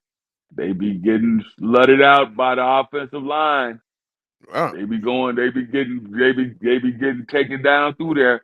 And them Yeah, some big niggas. Listen. yeah, they be getting their back broke. Big 270 or better. Dog pile, Big man. sweaty ass niggas, bro. Listen, bro, you ain't trying. Don't fall in love with that, brother. Don't fall in love with that. I know that there was one particular incident that I know for a fact because I got me and some of the fellas. We used to do this thing called midnight basketball, right? That's before it got big and before it hit. But back in the day, we always knew we always knew like the RA for the dorm, the resident assistant for the dorm. He always had keys in the athletic. He always had keys to the gym because people want to go work out all times of the afternoon and the evening after the facility closed. So luckily we had planned a midnight basketball game, right? We was like, hey man, let's get together tonight. You know, shit, it's Thursday night. We ain't got shit to do. Let's go get in the gym. So we get the resident assistant up. We're on our way out, man. It's like these four chicks in the dorm, right? In the bottom of what we call the lounge area of the dorm. It's like these four chicks, man. And it was damn near half the fucking football team down there with just the four chicks, bro. Half. Half. Of a football Half. team. A Football. football got They 60 down there. They rosters. down there. They down there giving bitches horseback rides and bench pressing bitches and shit. I'm like, man, let's get the fuck out of here. And I be got. So we go on. You know, the basketball team and some of the track team, we leave out of the dorm. We go and we hit the gym. You know what I'm saying? We playing basketball. We come back. It's all kind of campus security. It's all kind of state police over there. It's all the dorm is lit up. When you say lit, the dorm was lit up. I'm like, man, what the fuck? They like, hey, y'all can't go in there. Y'all live in this dorm? I'm like, yeah. So they take everybody's name down. I'm like, hey, man, what the fuck? What's going on? I'm like, hey, man, we just had an incident over here. So apparently the shit got so wild. From my memory, the shit got so wild. One of the dudes was one of the football players had this chick and he was banging her. That's how they got caught out on the goddamn balcony. Straight, they was trading and people saw it and reported it. Yeah, man. They Listen, bro.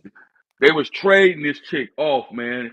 This dude was doing. They say this dude was doing the Vin Rains on Baby Boy with the chick on the balcony, just bouncing. Yeah, man. Listen, dog. No, you should have no balcony activities in anything less than like 20 floors up, brother. All right. Anything Beating less the than 20, break, anything less than beating 20 the floors brakes up, off of it. anything less than 24 floors, bro, that's not balcony material, bro. You're gonna be seen and they're gonna snitch and tell on you. Okay. Yeah, they gonna. That's what happened. That's what happened, man. And you know that them dudes, man, got into a couple of them dudes got into some serious trouble, bro. Some real Yeah, man. serious trouble behind that. And luckily, you know, because we all know how the South is, you know, especially, you know, if it's one of them light brights or damn near whites involved, you know what time it is. You can give it up. You can go ahead on and call the dog, piss on the fire because the hunt's over. You know what she finna say. Because Yep. now it's an embarrassment not only on herself, but on her family. Especially if the family got a little piece of paper. Yep. It's over with. Yep. She finna say, oh, Can't be out there deal. I got drunk and this was before the alcohol shit came into play. This was before that. The first thing she said was, "Oh, we was drinking." And I'm telling you, man, it was some wild shit. And Yeah, that's man. what you don't want to have happen. That's what you don't want to have happen. I'm not finna be in a defense lineup with 6 other niggas and they talking about, oh, y'all did this. Y'all did this essay. Oh yeah.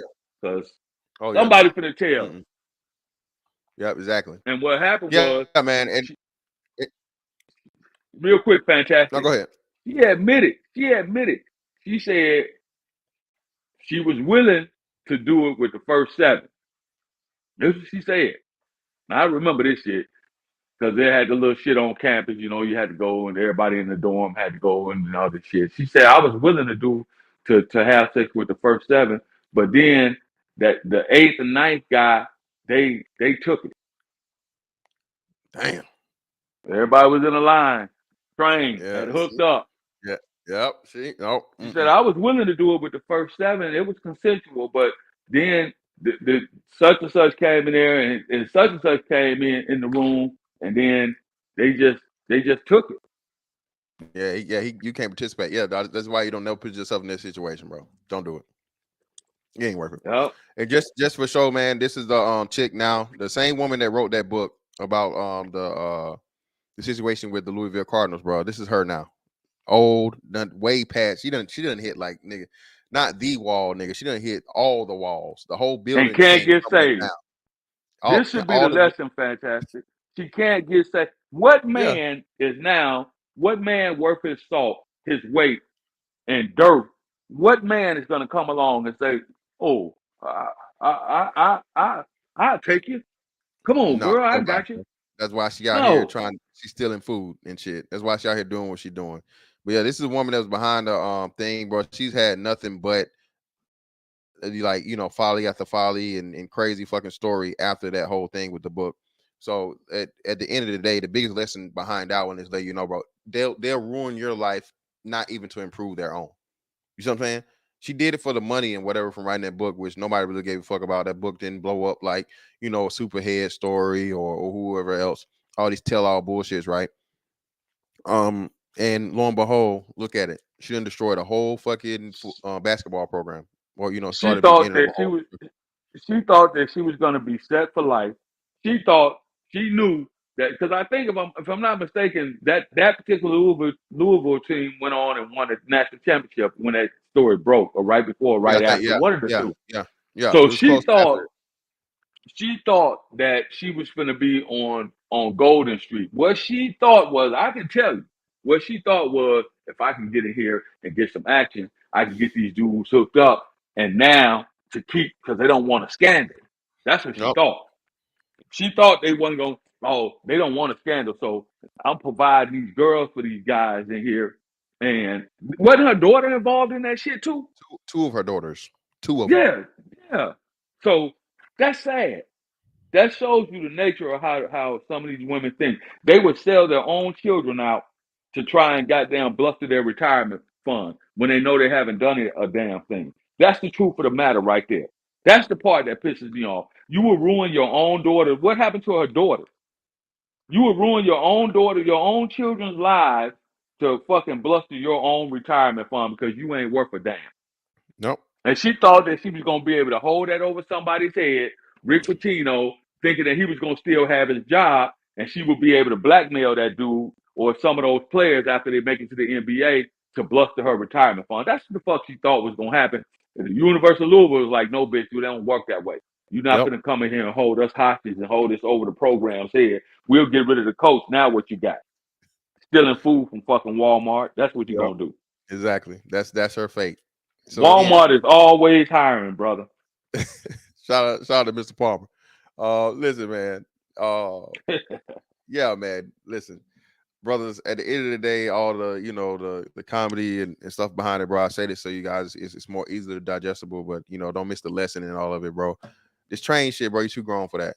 All right, for sure. If you're a grown ass nigga, that's why I've said this a long time ago. What? Stop doing trains D rolls. This is what it means when I say that. Okay.